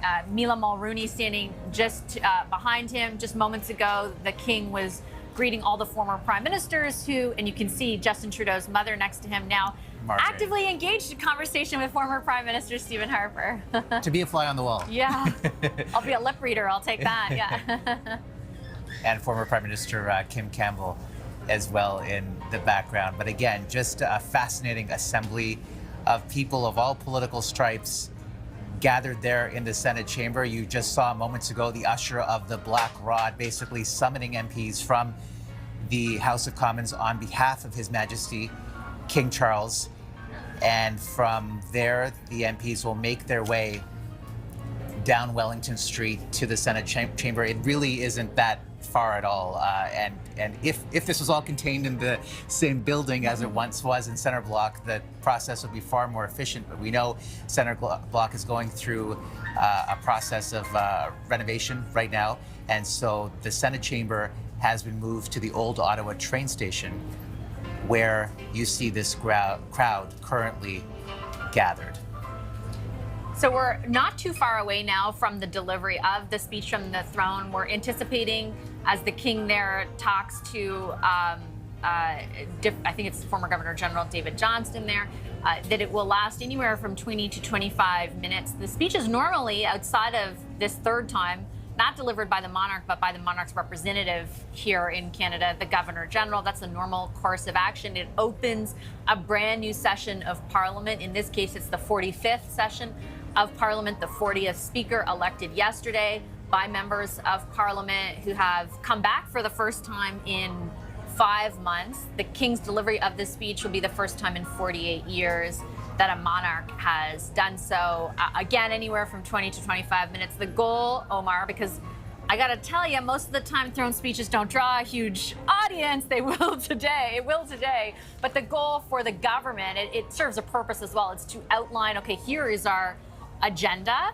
If you have a majority government, you know it's a 4-year agenda. We don't know that to be the case because they're 3 seats shy of a majority. The Liberals have formed a minority government. And so it's in more broad strokes, kind of laying the land for what their agenda will look like. And we have strong indications already through even the speech yesterday delivered in the House of Commons by the Prime Minister of what we will likely hear, all about kind of building our economy against the backdrop of those very serious threats from the U.S. vis-a-vis tariffs or even references to us as the 51st state. And throne speeches are significant because you can't really conduct an official business of Parliament until it's set out. And there is a relatively short initial window, right? We know that it's about 4 weeks before MPs break for the summer, essentially. Mark Carney has already signaled that he has an ambitious agenda ahead, that he wants to remove provincial trade barriers by July 1st, which of course is Canada Day. We know that the G7 summit is coming up in Kananaskis at the middle of June. We know that Donald Trump, which is a big reason the King is here today, will be at that summit, his first visit to Canada since he was elected. And so there's a lot to do in those 4 weeks, and we will be hearing a little bit about that in that throne speech coming up, again, expected to last about 20 to 25 minutes. But as we've been saying repeatedly through the morning, the King here will have to walk a line because throne speeches are the government's message, so Mark Carney's message. But the fact that these words are coming out of the sovereign's mouth, of King Charles's mouth today, is significant. There's no way that the palace would not have had to sign off on every word that the King is speaking. And so on one hand, he will have to find a way to affirm Canada's identity as an independent country in the face of Donald Trump's annexation threats. And what will be interesting to see, though, Vassy, is to see to what extent does he do that? How pointed does he get vis-a-vis Donald Trump? There has been a lot of suggestions, as you've been talking about, that that now is not the time perhaps to antagonize the U.S. president. But it is clear, as the Prime Minister has pointed out repeatedly through the campaign and also once he was sworn in, that the fundamental relationship between Canada and the United States has been changed, and that the course of action must be adjusted accordingly. Yeah, you've got the Prime Minister here deep in conversation with King Charles. Kind of a neat story, if I could square the circle of the Prime Minister Donald Trump and the monarchy. So one of the first instances in which our Prime Minister, Mark Carney, met Donald Trump was at a gathering with the Queen, with King Charles's mom. And Donald Trump, as the story has been relayed to me, stood up kind of before something formal that the Queen does to end dinner, which is like a very specific cheers or toast that she gives. And Mark Carney is the one who told Donald Trump, took him aside and said, "You can't do this. You can't leave in this moment. This is the way it works." And I'm told that that was kind of one of the instances in which they kind of got to know each other socially, and kind of a neat little anecdote that brings together all the various themes from today. And there was a royal reference during Mark Carney's speech to the to Washington in the Oval Office, right? Mark Carney said some things are just not for sale. Canada is not for sale, just like Buckingham Palace is not for sale.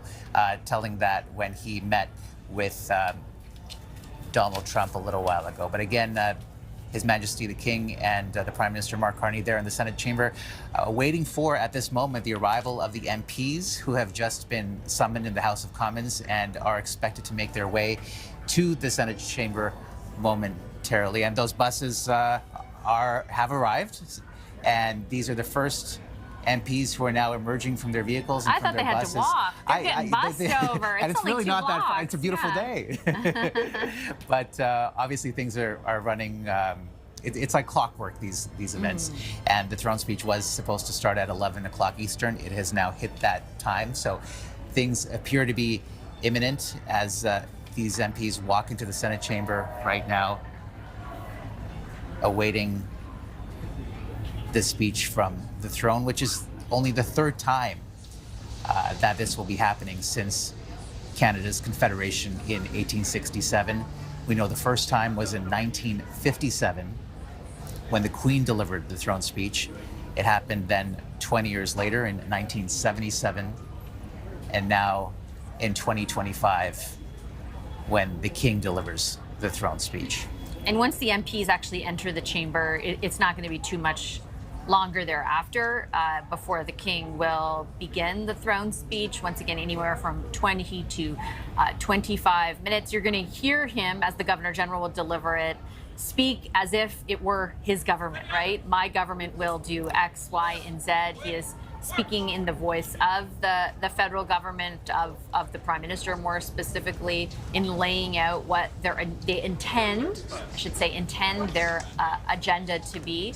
There's the leader of the Conservative Party, the official opposition in the House, Andrew Scheer. I was going to say all parties are well represented in this endeavor today, and even through the sort of dignitaries that have gathered, like former prime ministers, all the different parties are represented there as well. And we'd just like to take a quick moment to welcome our viewers from Atlantic Canada who are now joining on CTV main network as we watch these live images in Ottawa of MPs from all political stripes entering the Senate chamber for really what is a fascinating moment in this country's history. The speech from the throne expected to get underway momentarily. Our Mike Locouture is actually inside where those MPs are entering right now. Mike, I'll send it over to you. Tell us a bit about what you're seeing. Yeah, so the shot that you're seeing now, Vassy, is the MPs who were in the House of Commons at the time that the Usher of the Black Rod went and knocked on the door. So they came over, I believe, by these minibuses. Now, if you continue to sort of see here for a moment, I'll get Brian to sort of pan down the row. Earlier, you had a number of MPs, dozens of them, who had come in and lined up. And not to make this too much of a moment of levity, but they were all being herded here by members of staff from the Senate. I think it would have been better if they had one of those yellow ropes like you see at a daycare, because trying to make sure that they all stood in line and stayed here and made sure that they were actually staying in line. A couple of them, and I don't want to call them out by name, looked like they were trying to sneak to the front to get a better view. But anyways, those are MPs who will do what they want, but we see people here like François-Philippe Champagne, Michael Barrett, Yasser Naqvi, everybody from different parties. And now we are seeing the Usher of the Black Rod come through. So I'm probably going to have to send it back to you. All right, thanks so much, Mike. And we've got an inside look there at what is happening in the foyer of the House of Commons as members of Parliament, Mike mentioned, lined up. You can see a number of ministers among them as well as the procession makes its way back into the chamber of the Senate, where a number of senators have gathered, former prime ministers, former governors general, and that is where they're all going right now, is where the speech from the throne will be delivered. And we saw yesterday, Vassy, what a special moment this was, not only for the people who are going to be able to, rub shoulders with their majesties, but also people who are here to absorb everything that's happening outside. People have been lining up just to get a sense of the excitement and of the jubilation of the day. You can see there the usher of the Black Rod entering the Senate chamber. And special, too, for somebody who, is not there. I was speaking yesterday with Phil White. He is the man who came up with the thrones or designed the thrones that the king will be using for the throne speech. And he's now retired. He retired in 2021. But he said he would be watching this moment extremely closely because this is the first time a reigning monarch will be using the thrones that are being used today. Let's just take a moment to listen in. Order! Hello! Stop now. Get down.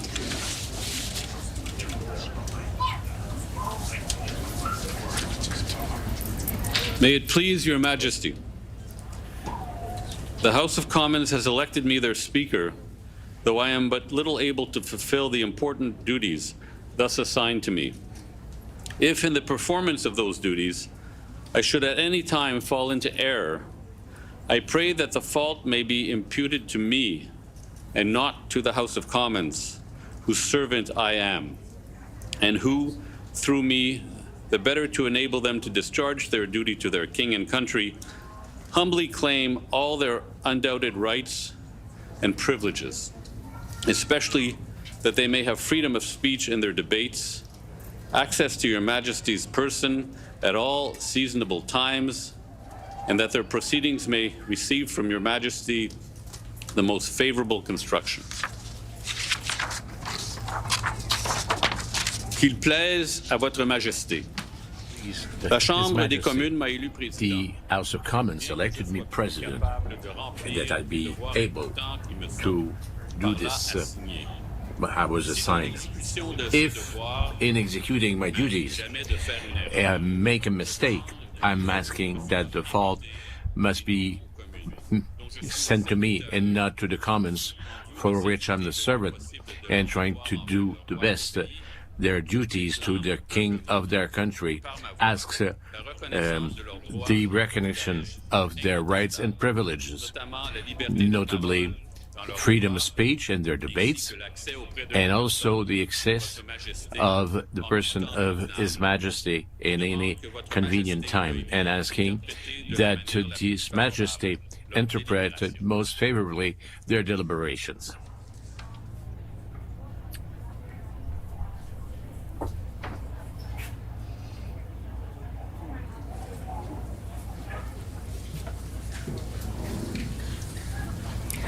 Mr. Speaker, I am commanded by His Majesty the King to declare to you that he freely confides in the duty and attachment of the House of Commons to His Majesty's person and government, and not doubting that their proceedings will be conducted with wisdom, temper, and prudence, he grants and upon all occasions will recognize and allow their constitutional privileges. I am commanded also to assure you that the Commons shall have ready access to His Majesty upon all seasonable occasions, and that their proceedings, as well as your words and actions, will constantly receive from him the most favorable construction.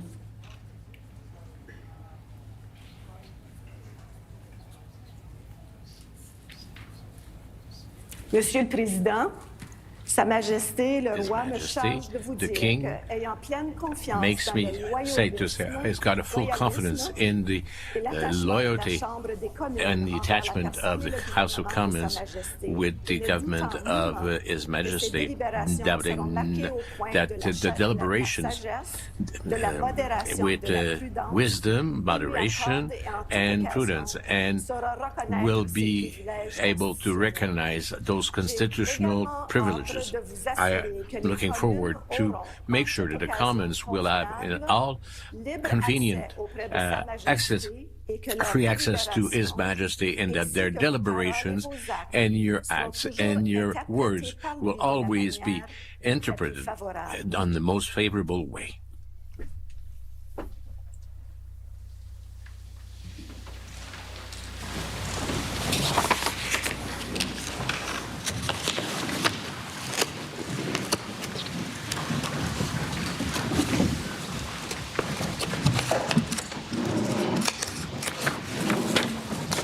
Honourable Senators, members of the House of Commons, it is with a deep sense of pride and pleasure that my wife and I join you here today as we witness Canadians coming together in a renewed sense of national pride, unity, and hope.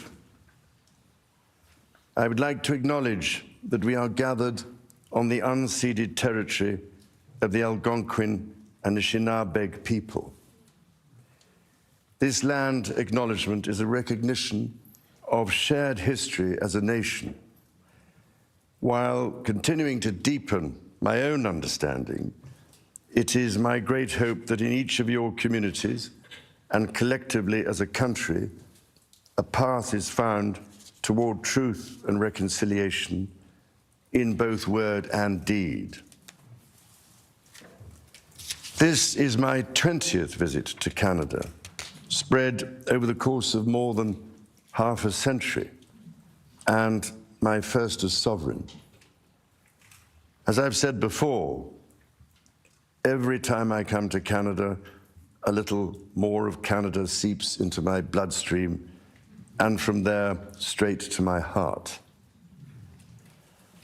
I've always had the greatest admiration for Canada's unique identity, which is recognized across the world for bravery and sacrifice in defense of national values and for the diversity and kindness of Canadians.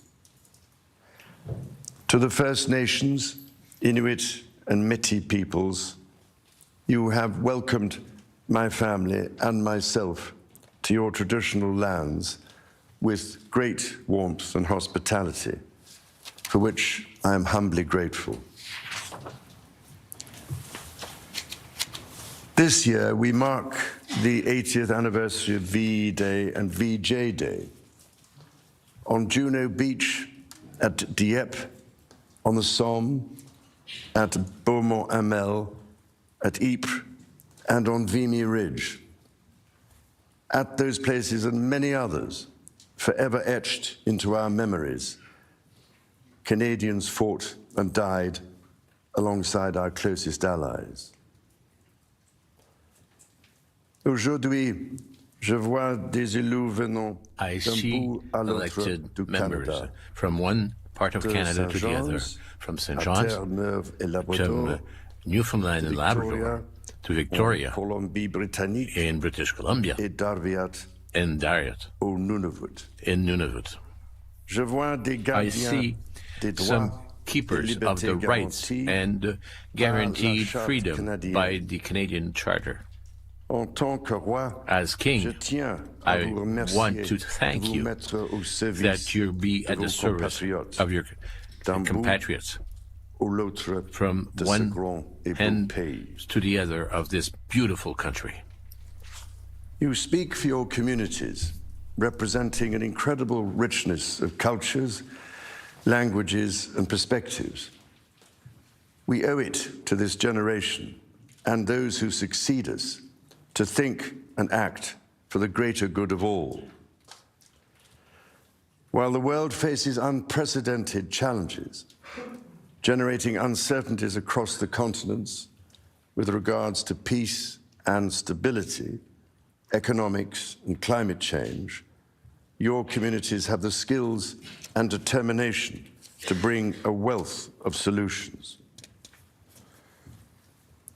En encourageant la collaboration et en tenant des débats respectueux and debates that are constructive and respectful, you will permit this government to act with audacity and fairness for the good of Canadians.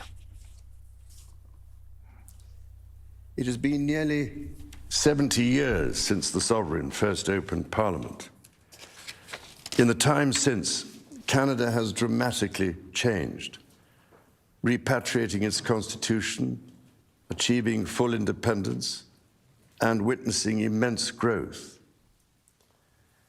Canada has embraced its British, French, and Indigenous roots and become a bold, ambitious, innovative country that is bilingual, truly multicultural, and committed to reconciliation. The Crown has for so long been a symbol of unity for Canada. It also represents stability and continuity from the past to the present. As it should, it stands proudly as a symbol of Canada today, in all her richness and dynamism. When my dear late mother, Queen Elizabeth II, opened a new Canadian Parliament in 1957, the Second World War remained a fresh, painful memory. The Cold War was intensifying. Freedom and democracy were under threat. Canada was emerging as a growing economic power and a force for peace in the world. In the decades since, history has been punctuated by epoch-making events: the Vietnam War, the fall of the Berlin Wall, and the start of the War on Terror. Today, Canada faces another critical moment.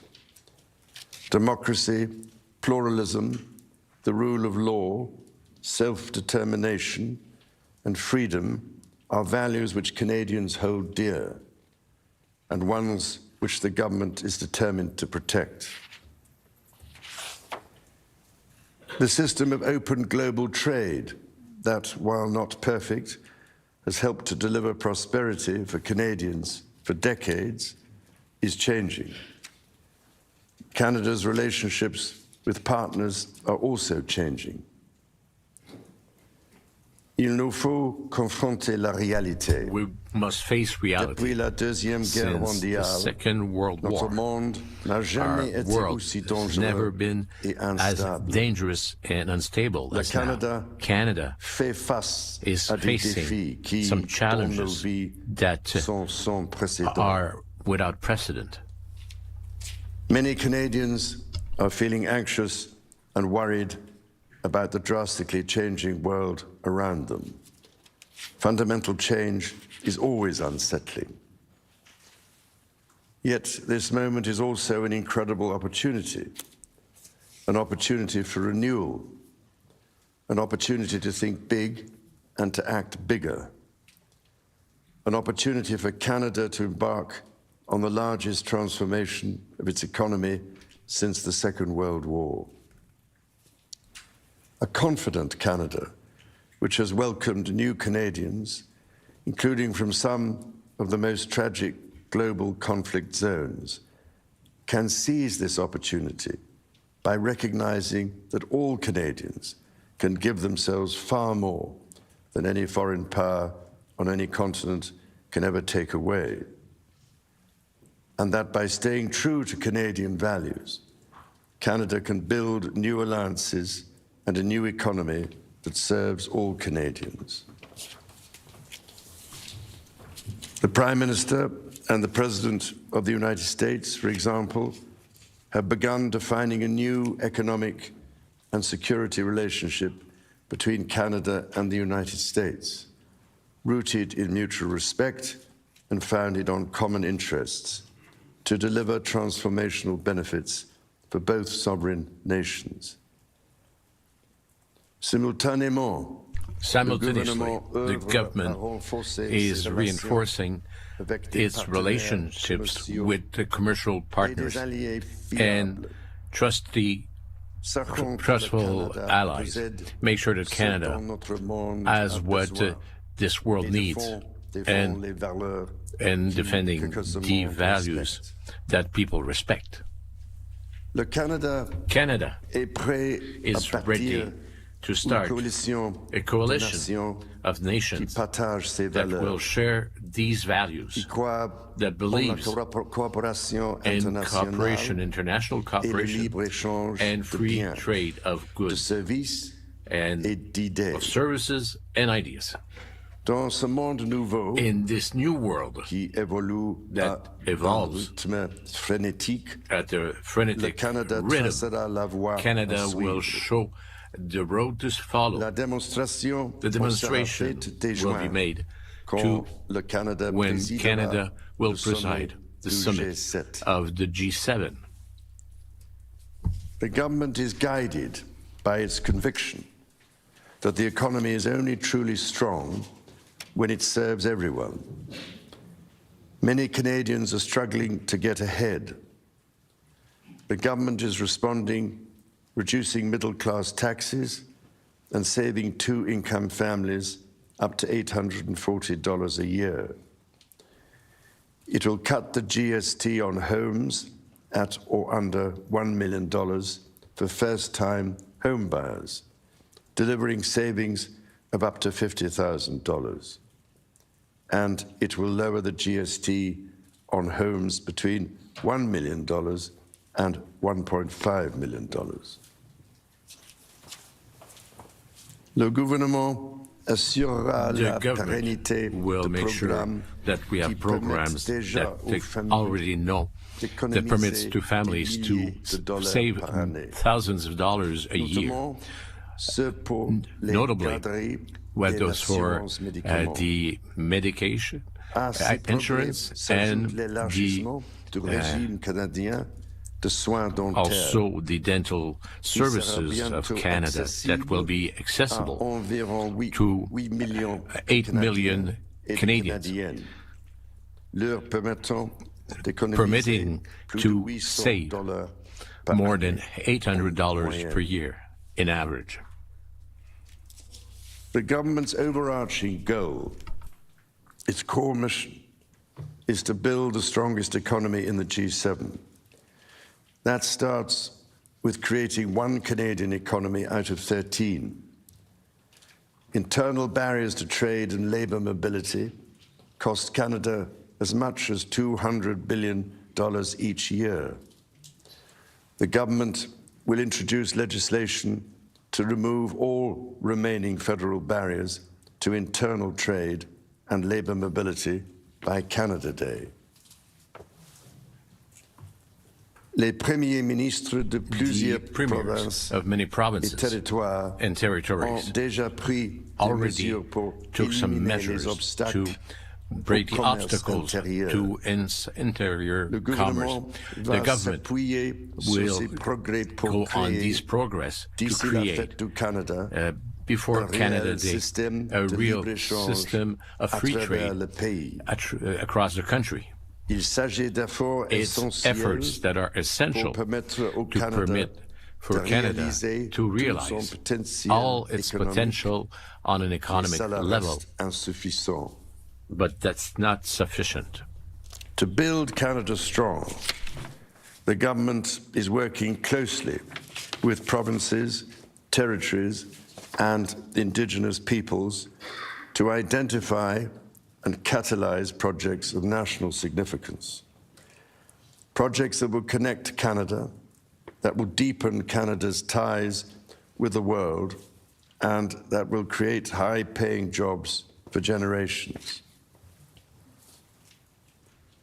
Given the pace of change and the scale of opportunities, speed is of the essence. Through the creation of a new major federal project office, the time needed to approve a project will be reduced from 5 years to 2, all while upholding Canada's world-leading environmental standards and its constitutional obligations to Indigenous peoples. The government will also strike cooperation agreements with every interested province and territory within 6 months to realize its goal of one project, one review. When Canadians come together, Canada builds things that last. Éliminer ces obstacles qui freinent Eliminate these obstacles that are slowing down the economy of Canada will bring a new era of growth, because with Canada will go over the commercial wars, but get stronger than ever.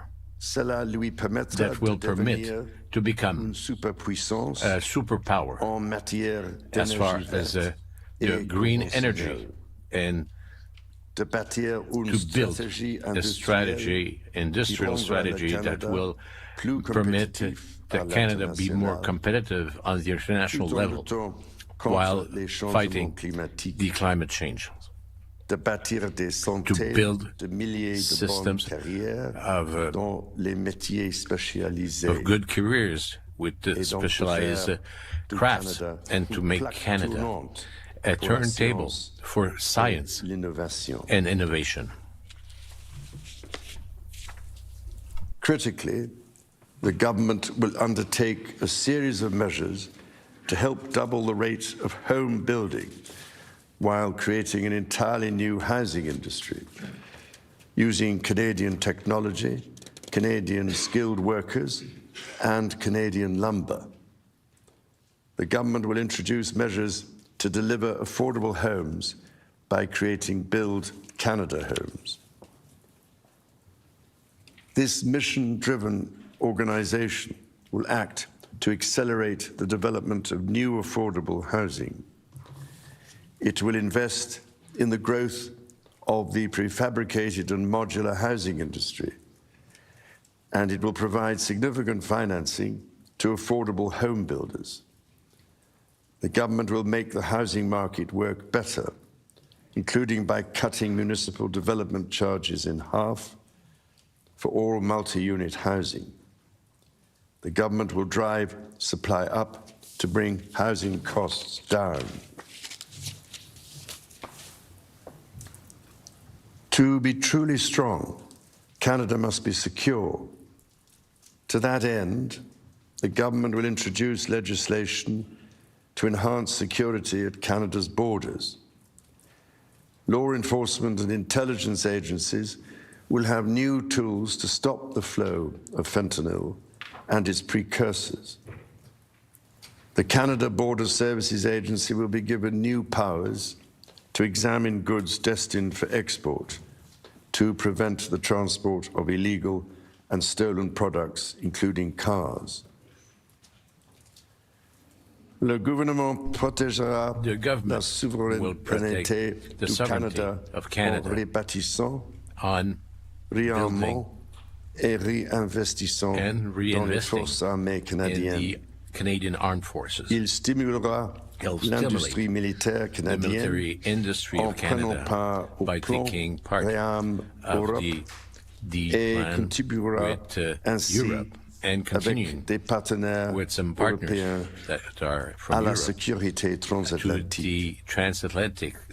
Et il investira pour renforcer sa présence dans le Nord.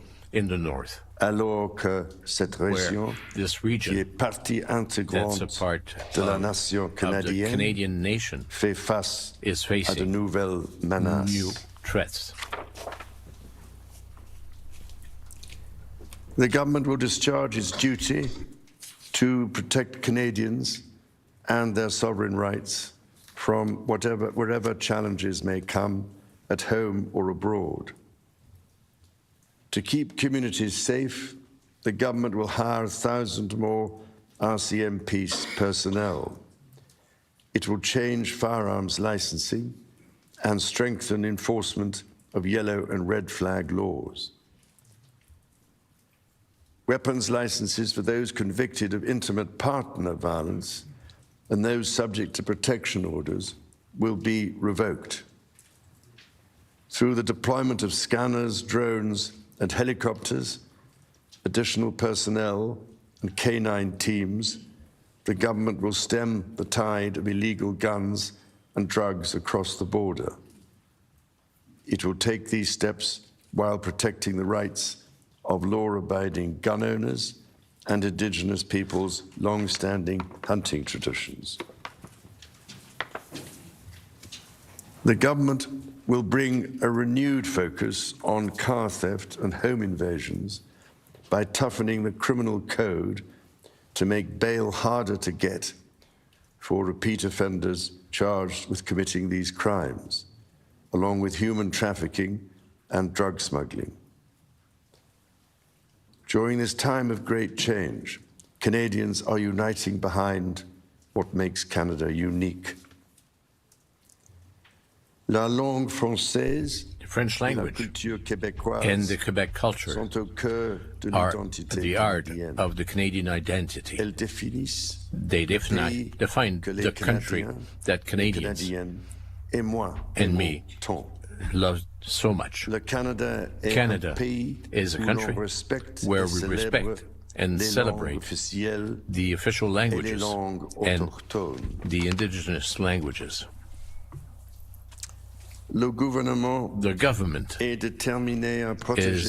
wants to protect the institutions that make these cultures are shining and these identity in the entire world, like CBC Radio-Canada, protect what gives us access, some fresh food and quality food, some agricultural producers, and protect the management of the offer. Nature is core to Canada's identity. In 2022, Canada convened COP15 in Montreal, which concluded with 196 countries striking a historic agreement to protect 30% of their lands and 30% of waters by 2030. To this end, the government will protect more of Canada's nature than ever before through the creation of new national parks, national urban parks, marine protected areas, and other conservation initiatives. The government will always protect the rights and freedoms that the Charter guarantees for every Canadian. The government will be a reliable partner to Indigenous peoples, upholding its fundamental commitment to advancing reconciliation. Central to this commitment is the creation of long-term wealth and prosperity with Indigenous peoples. For that reason, the government will double the Indigenous Loan Guarantee Program from $5 billion to $10 billion, enabling more Indigenous communities to become owners of major projects.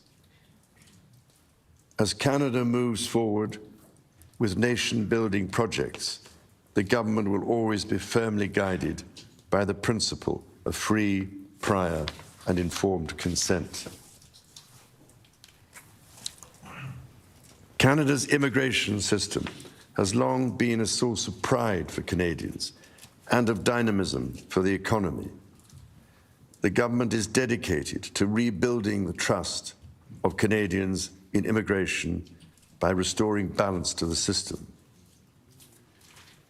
Le gouvernement instaurera une limite sur le nombre de travailleurs étrangers temporaires et temporary workers and international students, establishing a ceiling that will, starting in 2027, will be below 5% of the Canadian population.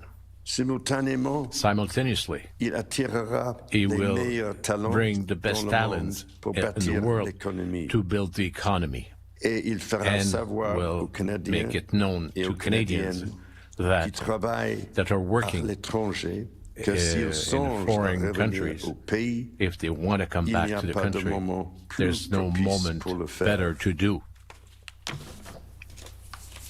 Dans toutes ces actions, In all these le actions, gouvernement the government sera guidé par will be une nouvelle guided discipline by a fiscale. new fiscal Dépenser discipline. moins Spend pour less que les Canadiens so that Canadians puissent investir can plus. invest more.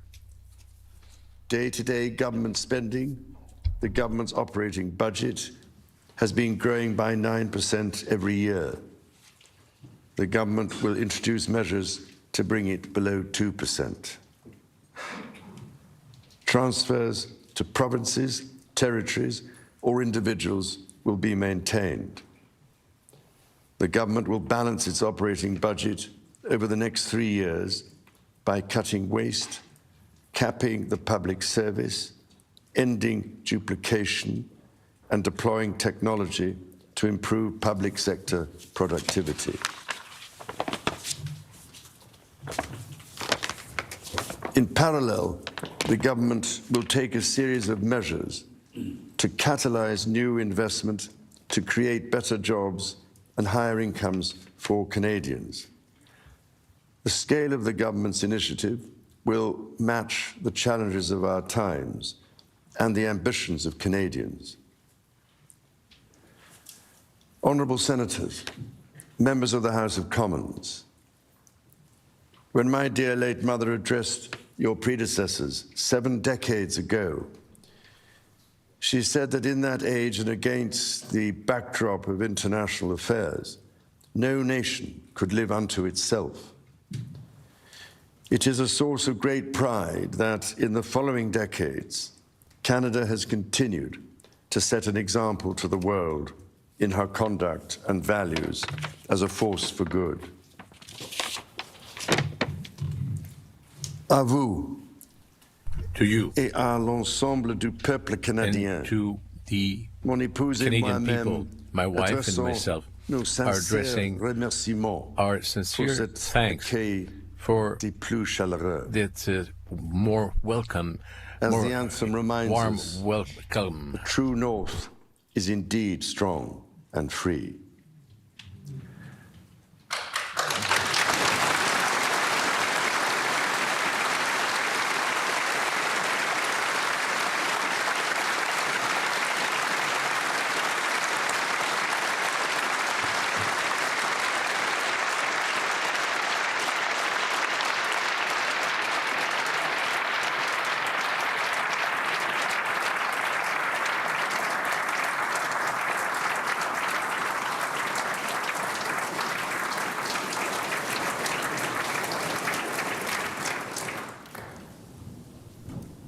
Members of the House of Commons, you will be asked to appropriate the funds to carry out the services and expenditures authorised by Parliament. May you honour the profound trust bestowed upon you by Canadians.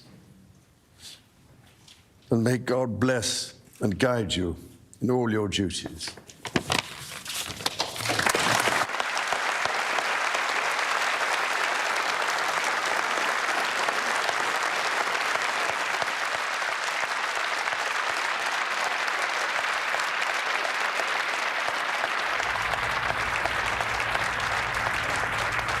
For the third time in this country's history since Confederation in 1867, our reigning monarch, King Charles, has delivered a speech from the throne that lasted about 27 minutes long.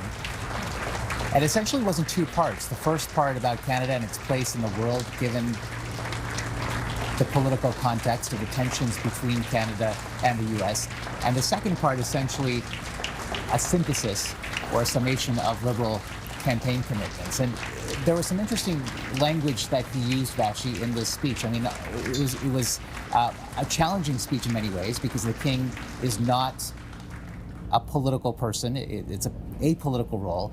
And at the same time, he had to acknowledge what was happening between the 2 countries. And so there were several references, right? There was references to Canada's unique identity, the fact that there was a system of open global trade that, while not perfect, has helped Canada to deliver prosperity. We must be clear-eyed. The world is more dangerous. and more uncertain, and that Canada is ready to build a coalition of like-minded countries, allies with like-minded countries. So he mentioned the President of the United States. He did not mention Donald Trump by name, and was walking that line between affirming Canada's identity, acknowledging the tensions between the U.S., but not sort of overtly being critical of the U.S. president. Yeah, I thought the moment of the speech is actually what's on the banner at the bottom of the screen, just before the conclusion of it, when the King said the true North is indeed strong and free, and there was sustained applause from the people who had gathered. All the other things that we heard from him, even about the relationship with the United States, for example, were very much what we're used to hearing from this kind of newly minted government, but more specifically from the Prime Minister. For all the domestic policy he talked about, even Canada's kind of newfound position in the world. A lot of that is, of course, because he's delivering the government speech from the throne, very much what we're used to hearing. But it was those little moments, like you mentioned at the top, referencing the significance of Canada's unique national identity, and then the conclusion where he said, the true North is indeed strong and free. I think those are the moments that punctuated this speech, that made it significant in the way Canadians had been hoping it would be, which is against the backdrop of what the United States in Donald Trump has been threatening, this idea that we could be just taken over by them through economic force. Yes, Donald Trump has backed off all of that, but I think the words that the King spoke and the show of it all told a very different story. And I think that's why it's so fascinating to dissect the nuance in this speech. You're right. I mean, this is very much, as throne speeches have been throughout history, the government's message, its outline for its agenda in this 45th Parliament. But in this case, you've got a sovereign, you've got the monarch delivering the speech, and it was fascinating to hear how personal he got. And there's not a single word in this speech that was uttered through the King's mouth that would not have had to be approved by the palace. And so the fact that he, acknowledged the tensions to the extent that he did was significant. And it was significant that it was the King uttering this message. Of course, talking about the long history of the links between the British monarchy and Canada, and also bringing up his mother, the late Queen, at least a couple of times, and also talking about the fact that he himself has visited Canada 20 times, that this is his 20th visit. So really emphasizing on those links and acknowledging that Canada is facing unprecedented challenges. Again, we have to say this is the government's messaging, the government system, but the fact that he is saying those words is absolutely significant. And seeing them before the room of people that you see assembled there, right? You've got the current Governor General, former Governors General, the current Prime Minister standing to the left of the King, all the other former Prime Ministers who have assembled to hear this. The King will now, alongside the Queen, make his way out of the chambers to applause, as you can hear there. And MPs will once again assemble through the foyer, and he will sort of meet them in a procession or almost like in a receiving line on his way out of the building. There is one additional stop outside, and we'll talk about that in a moment because it's right behind us. But then ultimately they're headed back to England, just a short 24-hour trip. Our Mike Couture is actually in that foyer where the King is making his way out now. Mike. Yeah, hi, Vassy. As you said, the MPs have gathered out here. They started gathering at the beginning of the speech, actually, to try and get a spot. A number of Conservatives, I saw Andrew Scheer, Adam Chambers, they had said to me, look, we couldn't even get anywhere close, so we're just going to hang out here and wait. I'll just step out of the way so you can see all of the MPs that are gathered here. A number of people will recognize Evan Solomon there, newly minted minister, also former journalist. The Usher of the Black Rod just going by. We're waiting for this procession, and a number of them you can see with their phones out, and obviously they are fans as well as being legislators here, waiting for the King, and he is just around the pillar over there. We understand he is shaking hands, it looks like, with a couple of the assembled MPs. Michael Barrett is over there, Conservative, and it looks like he's just going to be coming around right now. There he is with Queen Camilla, and a number of them reaching out their hand to shake. Charles de Souza right there, Liberal. And it's interesting to see how these MPs, who of course are going to have to get to work in the next day or so.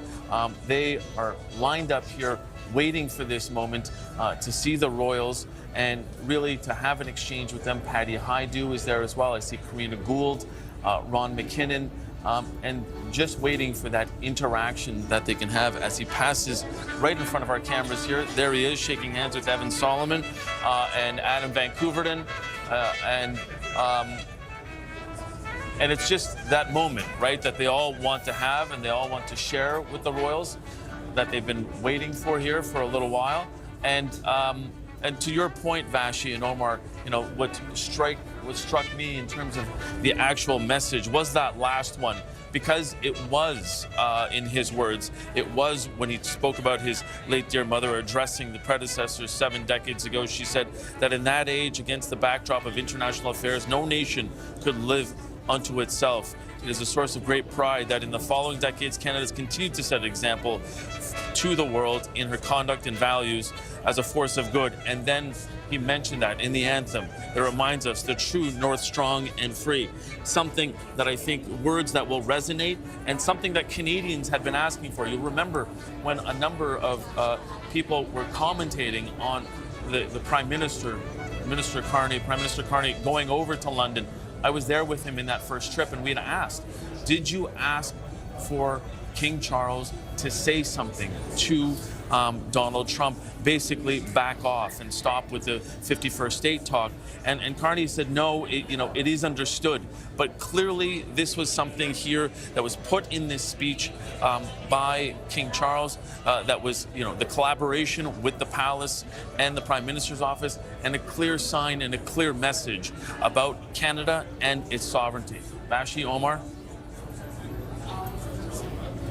Mike, there's an interesting moment in the speech, and I don't know if this struck out to you, but he said the Prime Minister and the President of the United States, for example, have been defining a new economic and security relationship between Canada and the U.S., rooted in mutual respect and founded on common interest to deliver transformational benefits. But then he goes on to say, in parallel, the government is working to strengthen its relationship with reliable trading partners and allies around the world, recognizing that Canada has what the world needs and the values the world respects. The fact that he was able to acknowledge in those 2 paragraphs, or those, couple of sentences, that, look, there is a lot of commonality between Canada and the U.S., but if it can't happen, Canada is obviously forging its own path. Again, I do want to underline that this is the government's message, but it is coming in this case for the 3rd time in history from a sovereign's mouth.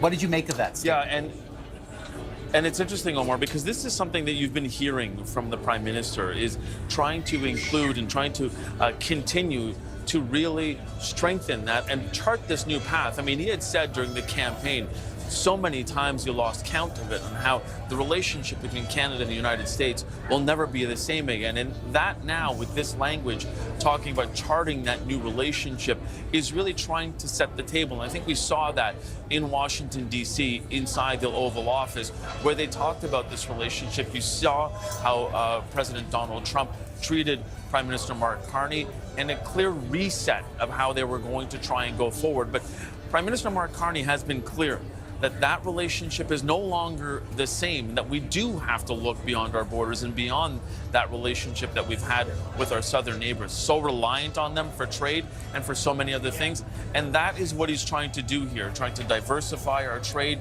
And that was why that first trip that I had spoken about when he became Prime Minister before the election, both to France and to London in the United Kingdom, to try and talk about how Canada could reach beyond our borders. Those 2 countries, obviously founding countries of our country, but also those typical allies and historical allies, to try and make sure that Canada does these new things. And one of the things that struck me about that trip, Omar, was that before that trip, Prime Minister Justin Trudeau's last trip overseas was to London, where there was talk for rearming Ukraine and trying to help them. And Prime Minister Trudeau was asked point blank whether or not Canada would be part of that coalition of the willing. And he didn't really give a straight answer to it. And then when we asked that same question to Prime Minister Mark Carney when he was in there as Prime Minister and leader of Canada, and when he met with Keir Starmer and then Emmanuel Macron, and he said, yes, Canada would be. So a very clear message that Mark Carney is going to do things differently, and he wants to chart this new path and really look for new alliances on the world stage. Omar, Vassy? Yeah, we're just looking inside as MPs, kind of like a rock concert or something, lined up to shake hands with the King and the Queen in a fashion we certainly don't normally see them doing so. All of them very excited, many of them pulling out their phones to take pictures. The King and Queen, the Prime Minister, and a number of other dignitaries will now head over to the War Memorial, which is actually where Omar and I are, and just behind us at the Tomb of the Unknown Soldier. They will lay a wreath before departing ultimately for the airport. I want to talk a little bit more about the content of the speech. Corey Tonight, Scott Reed, and Kathleen Monk are here to help us do that. Kathleen, what stood out to you? Well, the line that you mentioned, of course, we were all waiting for it, and that's what the applause gave it, that the true North is indeed strong and free, where the King ended the throne speech. But there was lots of interesting policy nuggets, for sure, beyond the signal of our own sovereignty. I think, actually, if you are from the defense or security sector, you're pretty happy listening to that speech. Lots of new commitments to hire new RCMP officers, for a new bill for the border agency to allow them to search new exports. Also, there's actually a commitment in the speech to join Rearm Europe. So lots of defense commitments there, including rebuilding our army. Not a lot if you're looking for any mentions on healthcare or on employment insurance. If people are in fact concerned about a possible upcoming recession, not a lot there either for folks to chew on. But I guess the one takeaway beyond the true North is indeed strong and free line. I look at the cover that Prime Minister Carney chose to put on the front of this speech from the throne, an image of a backpacker with a big Canadian flag hanging off the backpack, climbing in Grossmorn National Park in Newfoundland. A really strong Canadian message about exploring and the future for Canadians. And that's a future that, as outlined in the throne speech, also includes things like attracting more talent, right? Trying to convince some expats, people who've moved abroad, to come back to Canada to strengthen our country and grow our economy. So lots of positive stuff in the speech. Only one real applause line for the King, but interesting nonetheless. Corey, what's your read on the speech? Well, I thought it was a very carefully crafted speech. I think a very ambitious speech, but I think in ways, as you mentioned earlier, Vassy, that we've seen before. But it is an ambitious plan, and it's one that's leaning heavily on Canadian self-reliance and creating some separation between us and the United States in some areas that we're not used to having it. But at home, what a departure from the Trudeau era. Some of the things being talked about, speed of approvals on resource and energy projects, really going after internal trade, dealing with crime. These are not themes that you're used to hearing. I guess some commonality around housing and areas like that, but spending restraint, trying to bring spending from 9% down to 2%. Well, boy, oh boy, that's not something that you heard in the Trudeau era. And then if you're looking at the things from abroad, I agree with the things that Kathleen was saying around defense spending. But when you're talking about diversification of trade, when you're talking about alliances and diplomacy, it really is about Canada charting a very different course than what we've seen, not just in the last Liberal government, but in the last 50 years. Scott, what about you? I thought that, Corey, I was looking at listening to the speech and looking at the reaction from, at moments, former Prime Minister Justin Trudeau, but also former Prime Minister Stephen Harper. There was more in the speech, I felt like, that you would have heard from Prime Minister Harper back in the day than you might have from Prime Minister Trudeau. Yeah, look, it's not surprising that it feels different than the Trudeau government. Mark Carney campaigned and came to power almost entirely on the basis that he represented change. But you know, I want to go to the big thing. And the big thing is our relationship with the United States. The big thing is what would the king say? And even in the veiled vocabulary of the king, I thought this was pretty forceful and direct. And I would point out two specific words, two words that I think were quite deliberately chosen and that provided enormous emphasis. And we've talked about the passage at the end, right? It's the true north is indeed strong and free. It's the placement of the word indeed. That is a flashing siren toward the United States. That is an expression of muscular independence. And then earlier in the speech, we're talking about how Canada can retain for itself and how it can maintain what any foreign power on any continent might take away. And I think that that phrase, any continent, again, that word any inserted there, because when we talk about those things, that sort of sounds like a familiar phrase, except for the fact that our minds are cast to some overseas threats. When we say any continent, it's clearly meant to communicate that these days the hostilities come from Donald Trump in the Oval Office, here on our shared North American continent. So I thought that it was pretty explicit by the standards of regal communication. Yeah, I couldn't agree more. All right, thank you so much. Not sure if I heard Corey wanting to say something. Corey, did you want to add something? Well, I was going to point out that maybe the fourth Liberal term is actually a fourth Harper term in terms of many of the things that you say in there. Let's not get carried away here, okay? The king's still in town. But I was quite pleased with it. All right, we'll let you guys continue that conversation and join you back hopefully in a few minutes' time. Corey, Kathleen, Scott, thanks so much. You see here live pictures of the Governor General and her husband, Whit Fraser, emerging from the Senate and now making their way to the National War Memorial behind me. And the Majesties will be laying a wreath at the tomb of the unknown soldier. It is, by the way, the 25th anniversary of that Tomb of the Unknown Soldier, so that will be happening in a few minutes' time. But let's head back into the Senate, where CTV's Michael Couture is standing by, speaking with a couple of MPs. And what are they telling you, Mike, about their reaction to what the King had to say? Yeah, it's interesting, Omar, because I'm here with Michael Barrett, who was one of the first in line there to greet the King and Queen. And so what was that interaction like? What did you say to them? Well, it was really exciting to meet their Majesties and King Charles. He asked about the opening of Centre Block and was interested in when we'd return to the permanent home of the House of Commons and the Senate.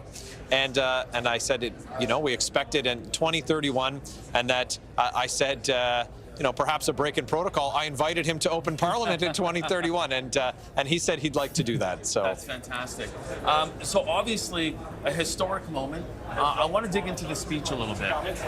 What did you think of it, first of all? What was in there that you thought made sense, and what was missing from it in your mind? Well, it's really important coming out of an election that we see a plan from the government. Now, it's, I think, great to have His Majesty here to read the speech from the throne, but that speech is not a plan.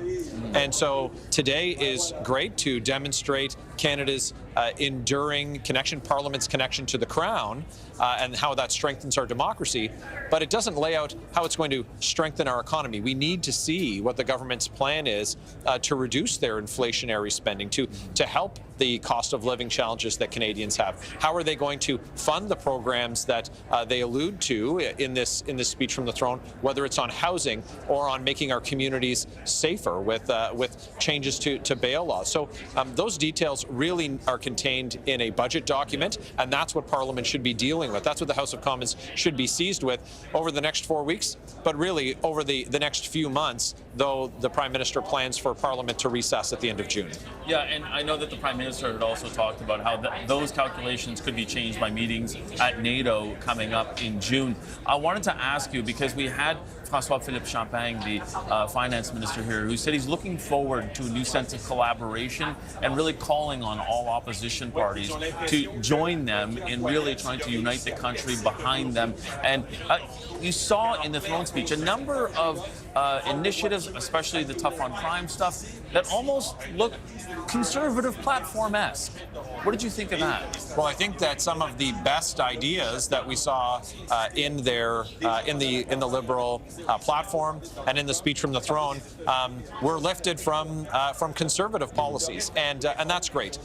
If they want to take on those common sense Canada First policies, that's fantastic, and we want to see the legislation, and that's why seeing a budget would be so helpful in us being able to predict which measures we can support the government on. And the bottom line on that is what makes sense, what puts Canadians first, that helps restore that affordability, that helps bring down that cost of living, that helps make houses more affordable, that helps make our streets safer, restores that promise of Canada. Those are areas they're going to find historic and profound cooperation while we're still maintaining our important job, our constitutional obligation to hold the government to account. Before I wrap it up, I want to ask you, the throne speech as you see it now, will it get Conservative support? We're going to have to see what the implementing legislation is that goes behind all of the policies that were proposed today. So we're hopeful that the government will put forward a plan that we can support, and the key criteria for that have been well laid out. They know what to expect from us, and it's really all about putting Canada first, putting Canadians first. Okay, I appreciate your time. Michael Barrett, Conservative MP, who got to meet the Royals earlier today. Send it back to Vassy and Omar. All right, Mike, thank you so much. And again, live pictures here in the country's capital, the nation's capital. There you see a shot of the Governor General. Before that, the Prime Minister and his wife, Mark Carney and Diana Carney, making their way now to the National War Memorial, which is directly behind where Vassy and I are broadcasting from this morning.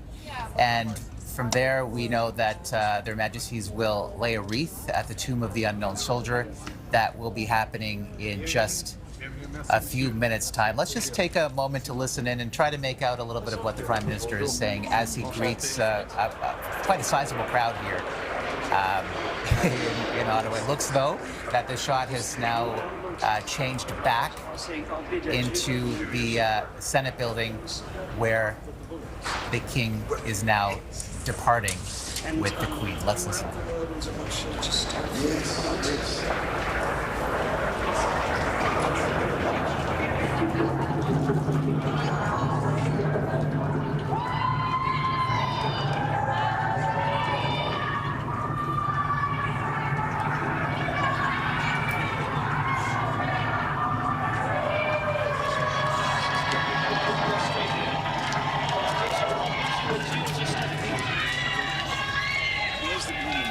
Just up here to the left. Just come on the road. Your Majesty's office. Give more space. Guys, give us more space. I don't need two cameras, I just need one.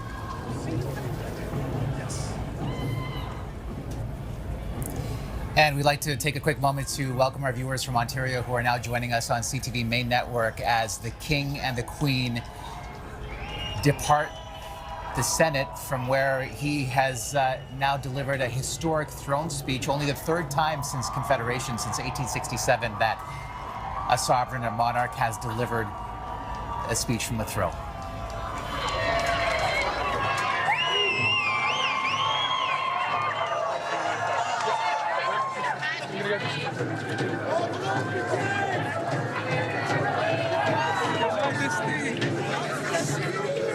Sorry.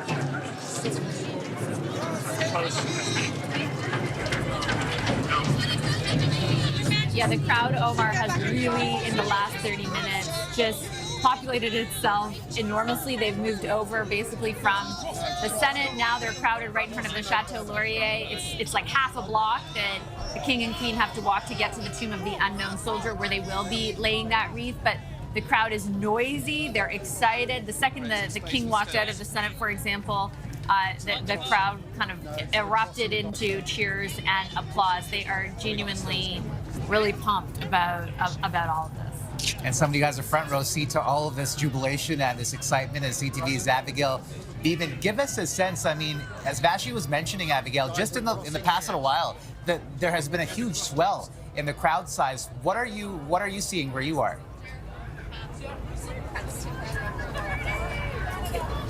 So Omar, we're just having some connection issues, and I can't exactly hear your question, but I'll just set the scene for you. As you can see, I'm here by the tomb of the unknown soldier, and we know that the Governor General, as well as the Prime Minister, have already walked the short distance over from the Senate. And in the last minute and a half, I would say, we heard huge cheers from the crowd, and we understand that the King left the Senate building. So we are waiting for their Majesties to arrive here at the tomb of the unknown soldier, where they will lay a wreath. The tomb of the unknown soldier, as part of the war memorial here, was set up in the year 2000. So this is the 25th anniversary of that tomb, and that is what this wreath laying will commemorate. There are some other portions of the ceremony as well. We know that the last post will be played by a bugler. We see the RCMP here as well. There is much color to this ceremony, and this is another piece of this downtown Ottawa moment that is open to the public. So of course,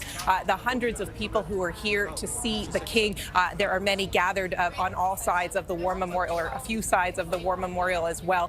For those who didn't get a chance to see the King and Queen in the carriage making their way towards the Senate, hoping to get a chance to see the King now, and we're hearing some reaction in the crowd as well. So I will throw it back to you, Vassy and Omar. Yeah, we've been hearing these spontaneous cheers as the royal couple come closer to the position that we are at. The King and Queen, taking their time not only to meet with the politicians and the dignitaries who are inside that Senate chamber not long ago, but also with the people who've gathered. And certainly in the past little while, Vassy, to your point, I mean, there has been a massive, a huge swell in the number of people who've gathered. And it doesn't hurt that it is just the most picture-perfect Ottawa day that you could have. Blue skies and sunny skies to experience this historic moment. And as Abigail mentioned, the royal couple will now be making their way. They're actually not from where they are now to the National War Memorial, it's not a huge distance at all. It's very close. And so they will be there to lay a wreath. And there's such a beautiful symmetrical shot behind us of that ceremony as it's about to get underway.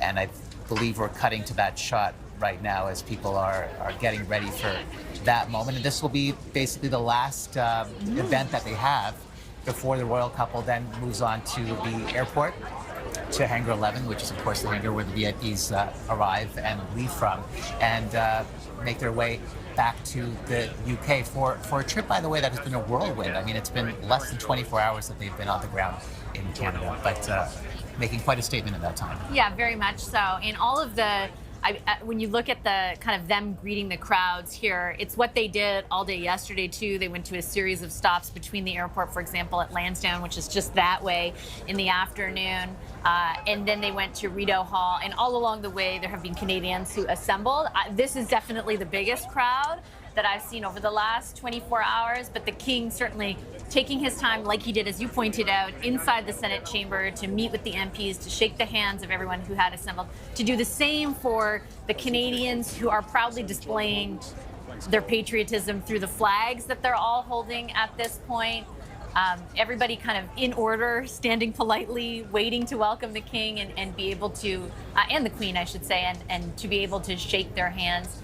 When they do make their way eventually, which shouldn't take too long, over to the tomb of the unknown soldier, it actually lies at the foot of the National War Memorial and contains the remains of an unidentified soldier who had been buried near Vimy Ridge in France. This year, I think you said it before, is the 25th anniversary of the repatriation of that unknown soldier, so there is inherent significance there as well. The King and the Queen will lay a wreath down to pay homage to that. And that will kind of bring to a conclusion the formal part of their visit. This is all happening just a number of minutes after the King delivered the throne speech inside the chamber, inside the Red Chamber, just a few short steps from where he is right now. The crowd cannot get enough. They are, as I said, packed in here, right into downtown Ottawa. A distinct security perimeter around it, but not too rigid to keep the King away from being able to shake all their hands. In a moment, by the way, we should say that is important for the country and this country's history, but also significant for their monarchy as well. I mean, at a time, as you know, there have been debates for decades about the monarchy's relevance. This is how the king and queen are showing their relevance, essentially saying through an act of soft diplomacy that Canada, we've got you. We're there to support you at this time when your very existence is being threatened by your southern neighbor. Not explicitly saying that, but certainly when you dissect the language and the nuance of the language in that throne speech, that's exactly what this message is. Again, those spontaneous cheers, that's exactly what this message is. And the fact that that speech, even though it's the government's message coming from the king's mouth, is all the more significant. They don't seem to be rushing, which is nice to see. They're taking their time meeting the crowds. Yeah, Mike's point I thought was a great one. If you recall, when those threats were being levied against us, the constant references to the 51st state, we were all wondering where the king was. Where is the monarchy? Where is the governor general even representing the monarchy? And everyone was kind of tight-lipped. Fast forward a few months, obviously with a newly formed government in place, an election in the rearview mirror, there is a different sense now of the degree to which the monarchy is willing to say something about Canada's sovereignty, and that in fact was the case in the throne speech. I think it will have a lasting impact on Canadians who had been kind of waiting and watching and wanting this moment to happen to one degree or another. And as I'm looking over my left shoulder, I can see their majesties make their way closer to the tomb of the unknown soldier. So really they're just steps away from where that wreath-laying ceremony will be taking place. Again, the 25th anniversary of the tomb of the unknown soldier, containing the body of, the remains, I should say, of an unknown soldier from the Cabaret Rouge British Cemetery in the vicinity of Vimy Ridge, France. Let's get to Richard Berthelsen, who is our royal commentator. Richard, let me just get your reactions, first of all, to the speech itself. What did you make of it? I think the speech was very careful. You have to really deconstruct throne speeches as far as the king's concerned, sort of three sections. There's sort of some personal comments at the beginning, there's the government's agenda in the vast majority of it, and there's some personal comments at the end. Of course, the comment about that this is indeed the true north, strong and free, obviously really caught those assembled in the Senate, and they broke into applause, which is not always the case with throne speeches. I will just point out, the true north, strong and free is also the words that are on the plane that is flying the king over here. So that is a very key part of our national anthem, obviously a key part of this. I mean, I think the biggest thing we can say about this whole visit has been the visuals, the crowds, and a sense of the monarchy itself in Canada being reinvented as a real bulwark against, other views about where Canada should be, and a real reinforcing of our sovereignty. So that also comes out very strongly in the speech, but it's really the visuals, the response of the crowd, and the way we perceive the institution that is really the legacy here.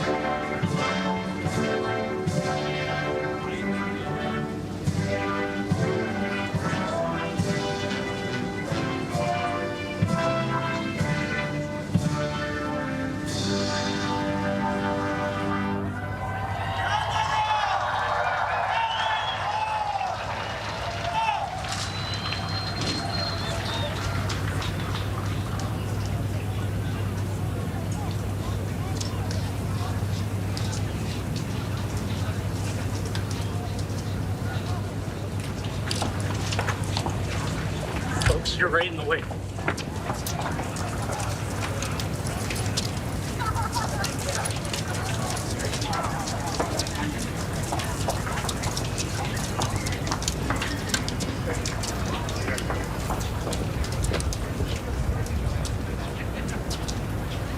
And here comes King Charles and Queen Camilla. They are at the National War Memorial in downtown Ottawa at the Tomb of the Unknown Soldier.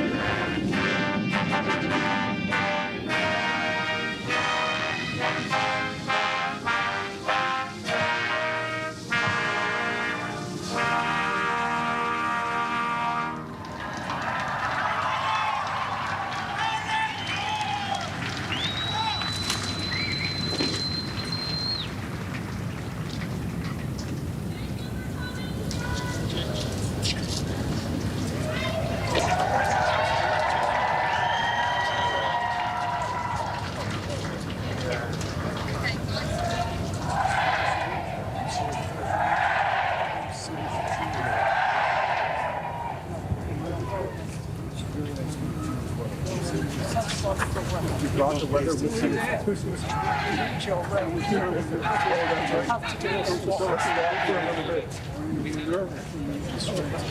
We had to have one of those the fishing net, the fishing wrecks around the tip of the screw.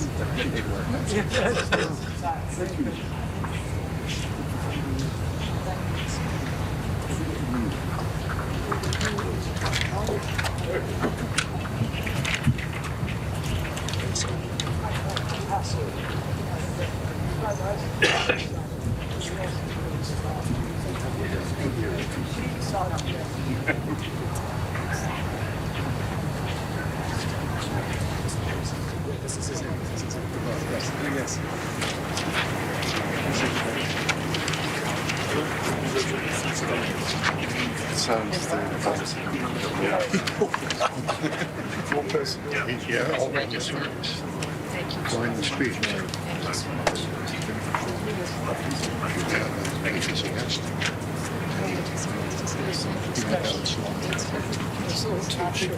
Straight and narrow. Make sure he delivers all right. Yes. It means the world. Deliver.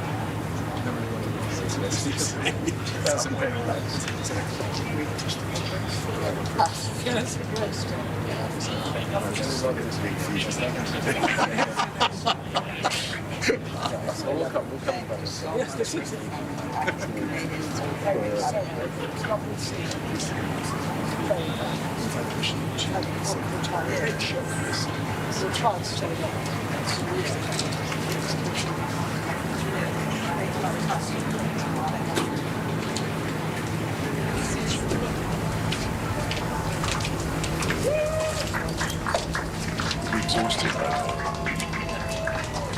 King Charles and the Queen about to enter their vehicles to head back to the United Kingdom after what has been a whirlwind trip here in Canada, less than 24 hours, and saying their final goodbyes at the National War Memorial, where they have just laid a wreath to mark the 25th anniversary of the tomb of the unknown soldier.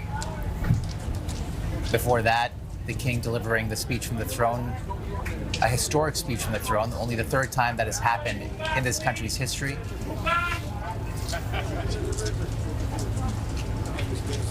Some crowd management going on as they get ready to, there's like a whole motorcade of vehicles behind us as they get ready to take the King and Queen to the airport. He's sticking around. They're sticking around, though, to greet almost everybody who has lined up.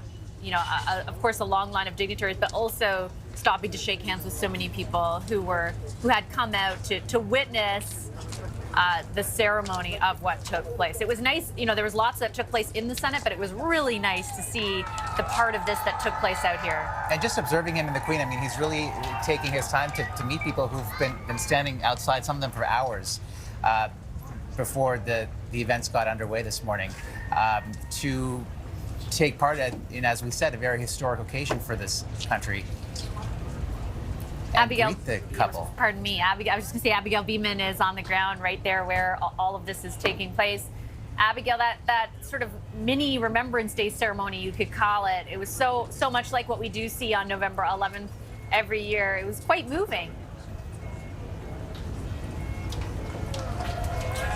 It was. That's a great way to move it, to put it, quite moving, especially with that moment of silence where there are really hundreds, if not thousands of people here. I can't quite get a full sense of it. And to hear that silence fall over the crowd as people reflected on just what was happening. And I know you laid it out before with that wreath laying at the tomb of the unknown soldier, the 25th anniversary there to commemorate the 116,000 Canadians who have given their lives in service, and to watch that and to watch the crowd taking that moment in was very moving. We saw the King lay that wreath that was handed over to him by a retired sergeant, and then we saw the Queen place those flowers on that tomb.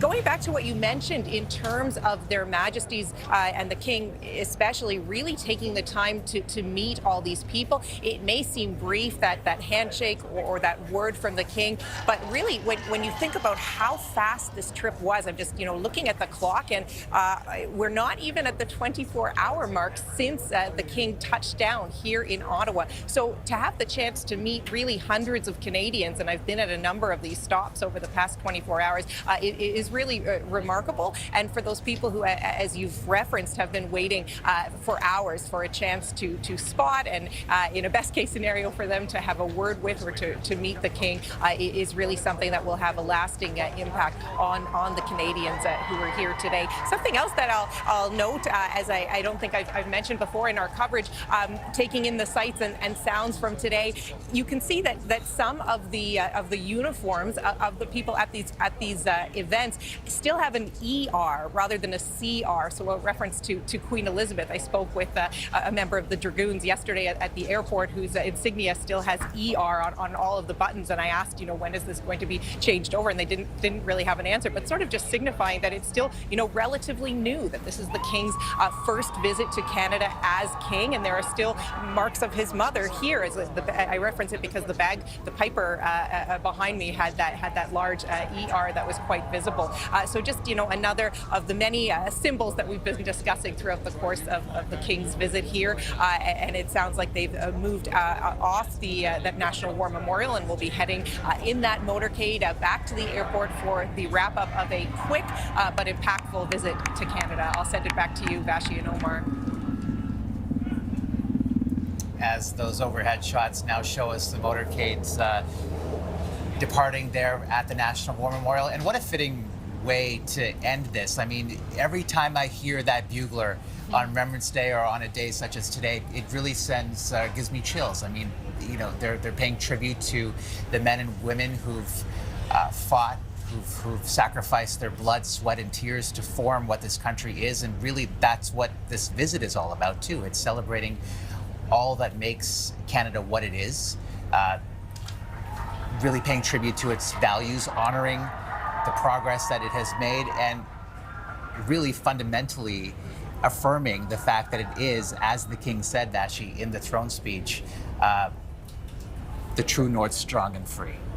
Yep, very much. Even, as far as you're talking about the ceremony that took place, the younger girl who gave the Queen the wreath that she ultimately laid at the foot of the tomb of the unknown soldier, her father, Master Corporal Scott Francis Vernelli, paid the ultimate sacrifice during his third combat mission in Afghanistan back in 2009. He lost his life. And so even the symbolism in that, right, that she was the one there who was giving the Queen that wreath so that she could lay it at the tomb of the unknown soldier, marking 25 years since the unknown soldier was repatriated right there to the War Memorial that you are looking at head on. Afia Hagen, our royal commentator, has been watching along with us throughout this afternoon as this visit comes to a conclusion. Afia, your takeaway, like what stands out to you about what we just saw over the past few hours take place? I mean, the visuals are always so strong when it comes to these royal visits, whether it's, the armed forces out, whether it's the pipers, that aerial shot that you had just now of the motorcade moving away from the war memorial, the tomb of the unknown soldier. And of course, it's such a beautiful day as well. These visuals are so important. The pomp and the pageantry that we see is a real reinforcement of what the monarchy is all about. And of course, it's linked to Canada. It's a real reminder for the whole world that Canada is a sovereign state. And that's really what this visit was all about. It's that power of soft diplomacy, that soft power, which really, really does a lot of good, which can be very powerful in its own way. And I think really, you know, the symbolism that we have seen over is it even 24 hours, like you've been saying, it's really a whirlwind trip, I think is so powerful. And I think for me, from the speech, you know, it really felt like King Charles was saying as much as he could say without veering into you know, a place that you shouldn't be in. You know, he didn't mention Donald Trump by name, but he did reference the, you know, the president of the United States, and talking about Canada-United States relationship, and talking about, you know, the opportunity that Canadians have to reinvent themselves, have the largest transformation of its economy since the Second World War, trying to put a positive spin, perhaps, on where the relationship with the United States has been. I think, you know, really significant that King Charles sort of went there, really felt like he was going there in that speech. But like I say, the pomp, the pageantry, all the visuals that we have are so striking from this 24-hour whirlwind visit. And I think one of probably the most significant royal visits we have had in recent years, the most impactful, the most significant, one that's come at a really crucial time. Yeah, the context, Omar, right, that Afia points out is, I think, really important here. It's why there are so many eyeballs on this throne speech in particular, this visit from a monarch. It's the timing of it all, right? We are facing down what a year ago we would never have thought would have happened, you know, with our closest friend and ally in the United States. We've been threatened with annexation, the use of economic force, deadly tariffs, punishing tariffs, and, you know, for it to result in a moment like this. And then I'm being drowned out by the man. I was going to say, you're doing a great job keeping your focus. Probably the relief of many, yeah, no, but let's listen in for a couple of minutes and then we'll resume.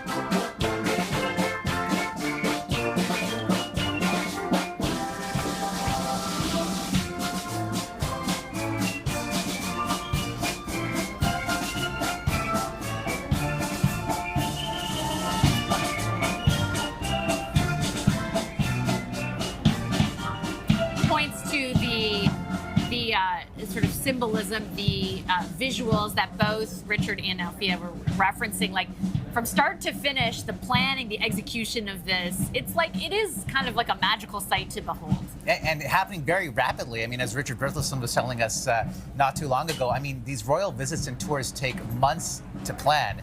The fact that this happened so quickly, which was necessary in the context of what we're seeing with these, you know, the relationship with the United States, and the royal couple really making sure that they wanted to present an image of being there for Canada at this time of tension.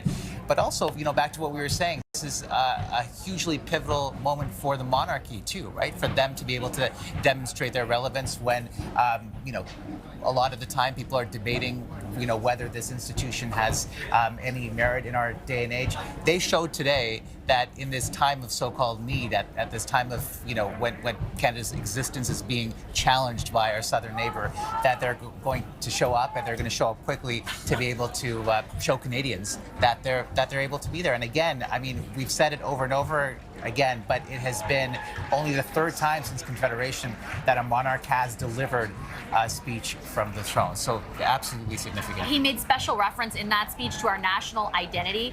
Our correspondent, our colleague, Rachel Aiello, was actually at the airport awaiting their arrival there, the King and Queen's arrival there, with our minister, I believe, of national identity, Stephen Guilbeault. Rachel, I'll throw it over to you.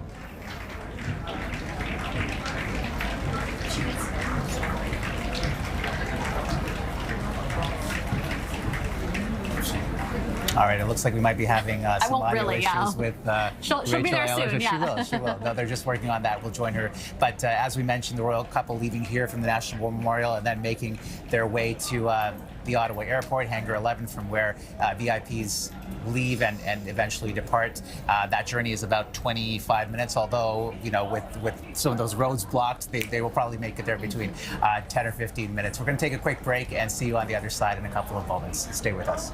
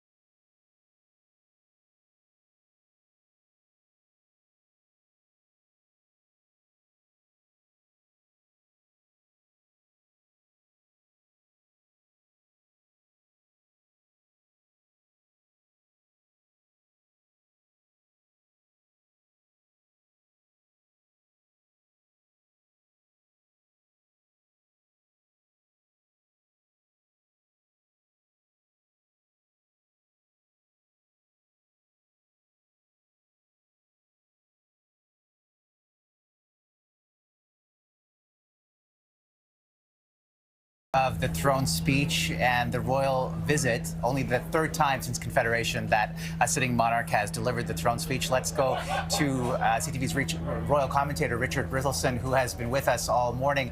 Richard, what were your general impressions of the throne speech when you heard it?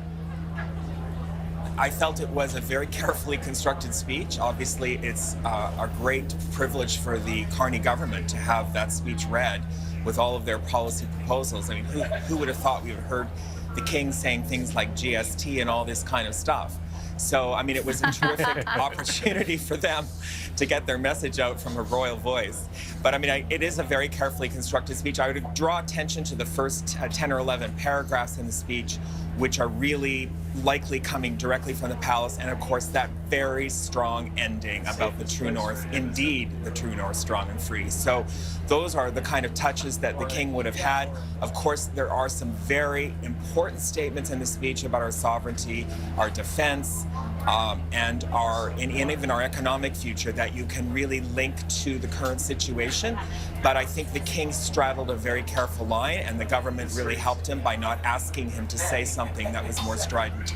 Nor do I think that they would have wanted that, because this speech is really trying to look positively towards the future and not necessarily to dwell in some of the problems we've experienced in the last few months.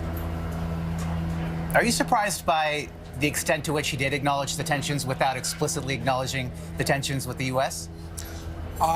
I'm not surprised at all. I mean, I think that is the moment we're in. That is why this visit took place, 1 month after the election. The first possible opportunity for this visit to have taken place. It couldn't have taken place any time in the last 6 months, really, with political instability in this country. And I think we also have to bear in mind, although we're focusing on that, this is also the King's first visit to Canada as sovereign, and it has been an incredibly positive start. For a very short visit, he met virtually the entire Canadian table of precedents, all the political leadership in the country in that Senate today, because he had that lovely moment to wander about while they were waiting for the MPs to come back, and then to have had the opportunity to talk to MPs on the way out. This was a really impactful visit on a personal basis. I mean, again, a lot of these people are well known to the King and the Queen, but this was an opportunity for him to really reconnect with Canada, to reset his relationship, because we haven't had these opportunities in the last few years, partly due to the pandemic, partly due to minority parliaments and everything else. So I think this has been extremely important, and I think Canadians also wanted to hear some of these messages from the King, from his own lips, and that was another critical aspect of this.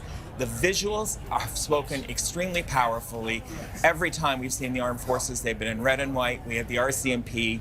We've had a huge display, and of course, massive crowds in incredible weather. So what could go wrong? It was really a big success. All right, CTV's Richard Berthelsen, thank you so much for your analysis this morning. Thank you. Giving us lots really to chew on as we keep our eyes peeled. At the Ottawa airport, you can see the plane there ready to host once again, just 24 hours later, King Charles and Queen Camilla. Literally, it was at this time yesterday we were watching that plane taxi the runway, and the two of them disembarked. They packed a lot into this visit, Omar. We obviously spent the past few hours watching and witnessing what that meant as far as the throne speech and here at the War Memorial. But yesterday they spent a fair bit of time right in the heart of Ottawa talking to Canadians who had spent the morning assembling and waiting for their arrival. Spending a lot of time with the crowds that had gathered here, some waiting for hours. And again, this is a live look at the plane there on the tarmac at Ottawa Airport outside Hangar 11, where the royal couple will be arriving shortly and then making their way back to the United Kingdom. We're very lucky right now to be joined actually by a guest here on set with us who was front and center for the throne speech.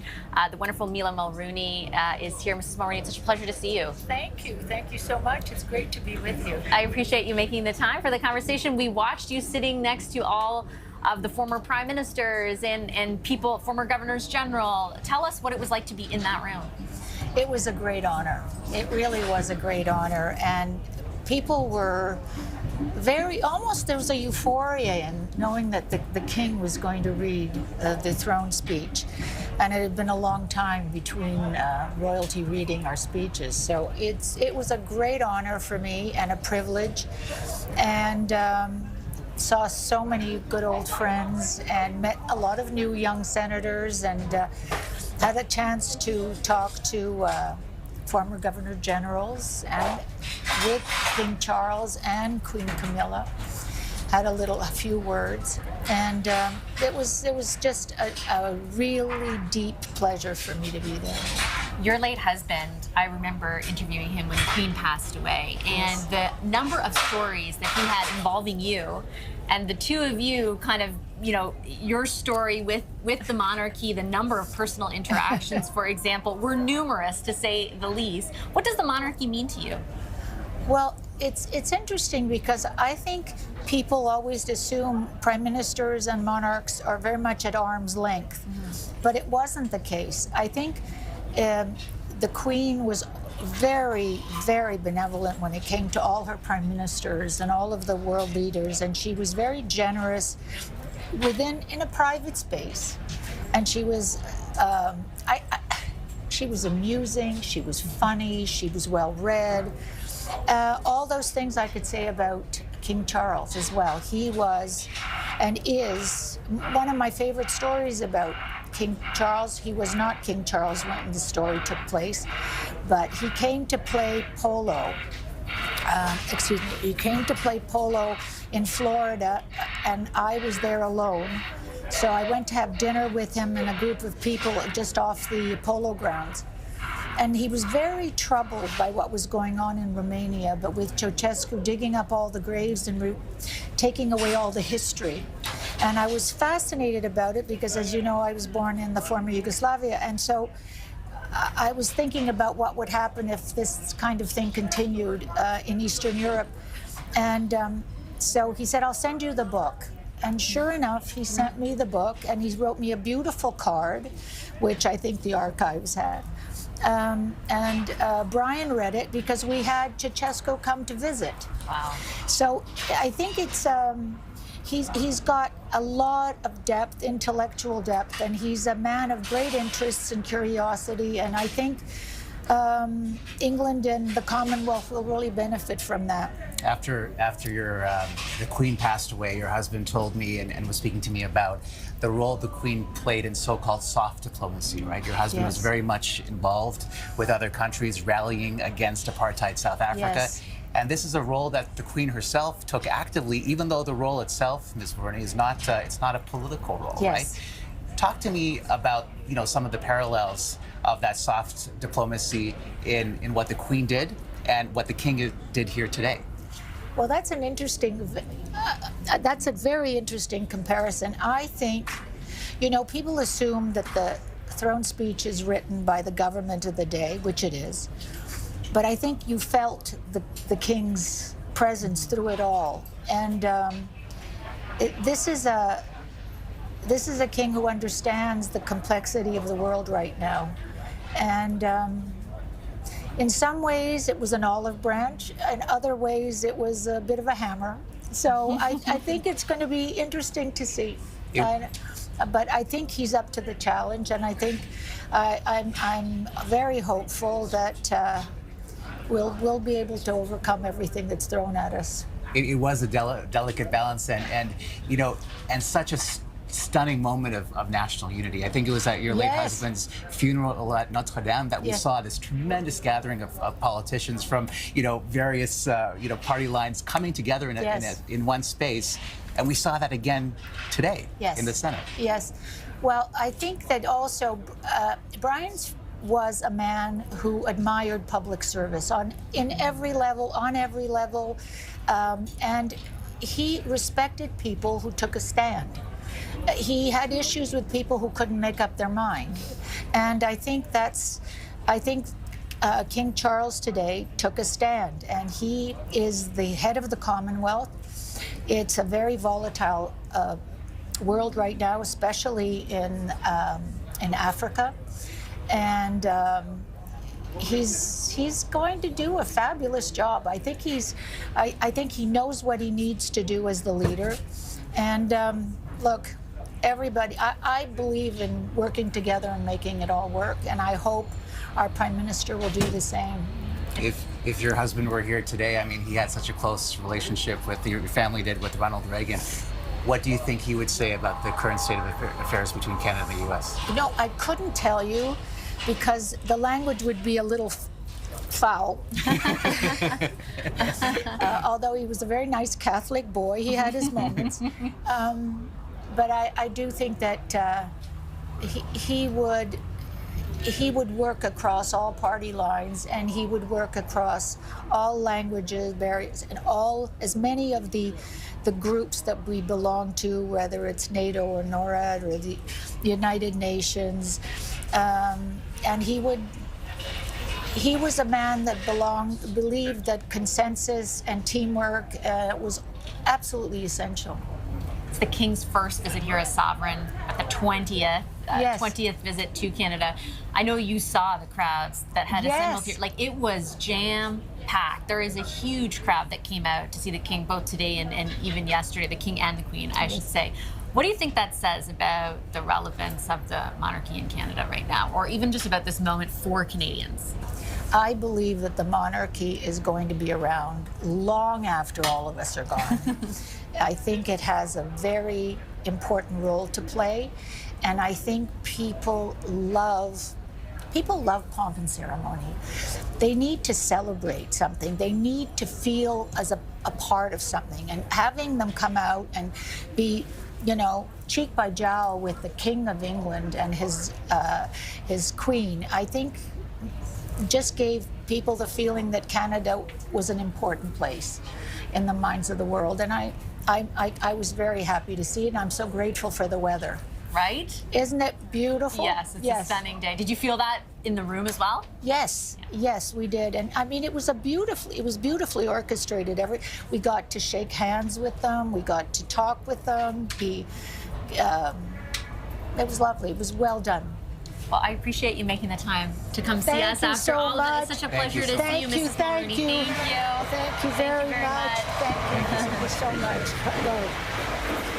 And there's the King and the Queen as they kind of make their final way through the tarmac, heading on to, they will eventually head on to the plane that will take them back to England. We've said it before, it's just 24 hours, Omar, a very quick trip. And Rachel Aiello is actually on the ground there, on the tarmac, I should say, to be more specific. Rachel, over to you.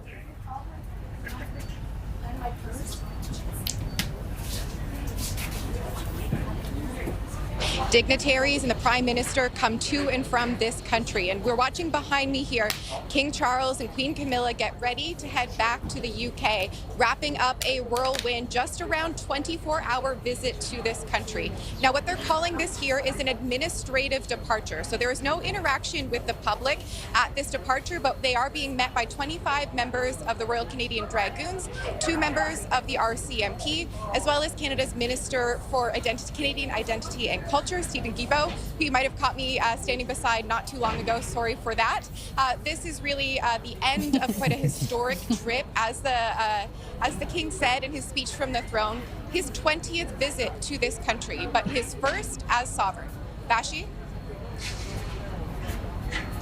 Yeah, still lots of ceremony taking place there, Omar, on the tarmac. Rachel, thank you so much. And this, by the way, is what they call an administrative goodbye. I don't want to know what the real thing looks like. This is a low-key goodbye, as they call it. But, once again, shaking the hands, though, of everyone who has assembled, particularly members of law enforcement, in the case of down here at the War Memorial, the RCMP, the members of the military, the various dignitaries. Like, they stopped and shook hands with each and every one of them.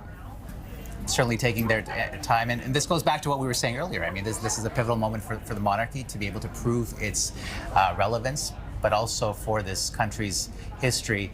And it was interesting what Ms. Mulroney was saying to us moments ago about how the King struck this balance between the personal, right, acknowledging the previous visits that his mom had here and sort of why he was here, essentially, while at the same time delivering what throne speeches are meant to deliver, which is the government's message, which was basically, part 2 of this speech. Yeah, and I think she reflected what sort of the bipartisan nature of the group who had assembled inside the Senate must have been thinking, right? Like this is a highly charged time politically, but at the same time, this threat from the U.S. has created a unique moment in time for our country. And you pointed to this earlier and even referenced it with the funeral, right? The last time we saw all of these politicians from different political parties come together was to recognize the loss and pay respect to the former Prime Minister Brian Mulroney, of Mila Mulroney's husband.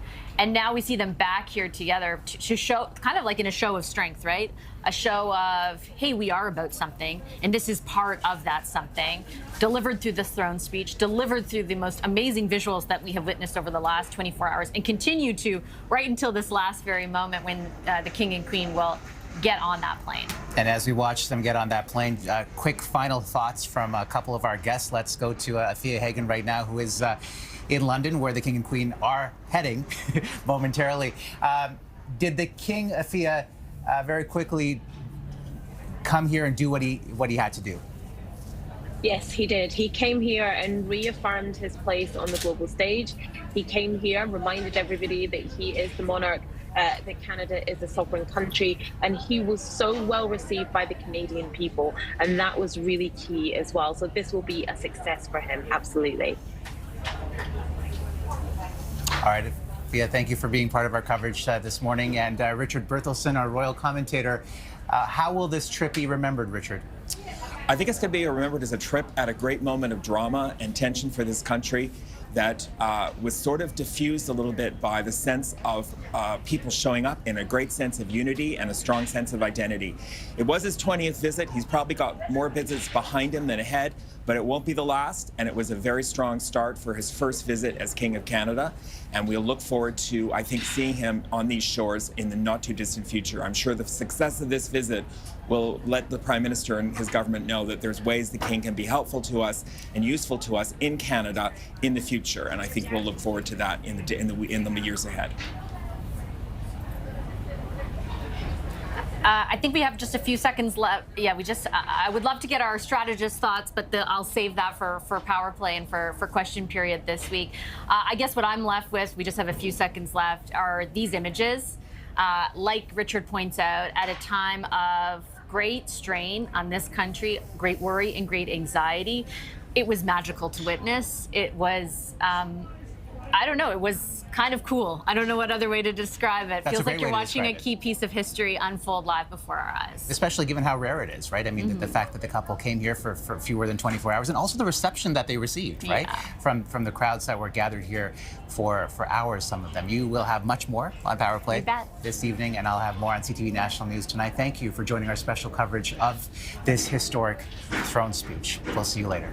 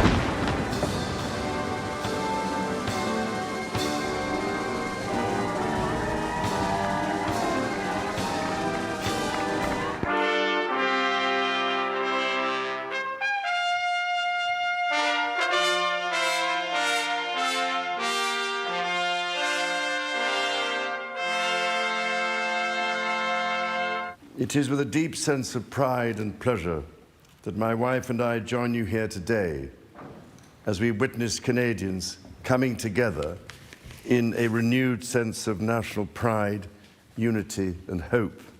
As the anthem reminds us, the true North is indeed strong and free.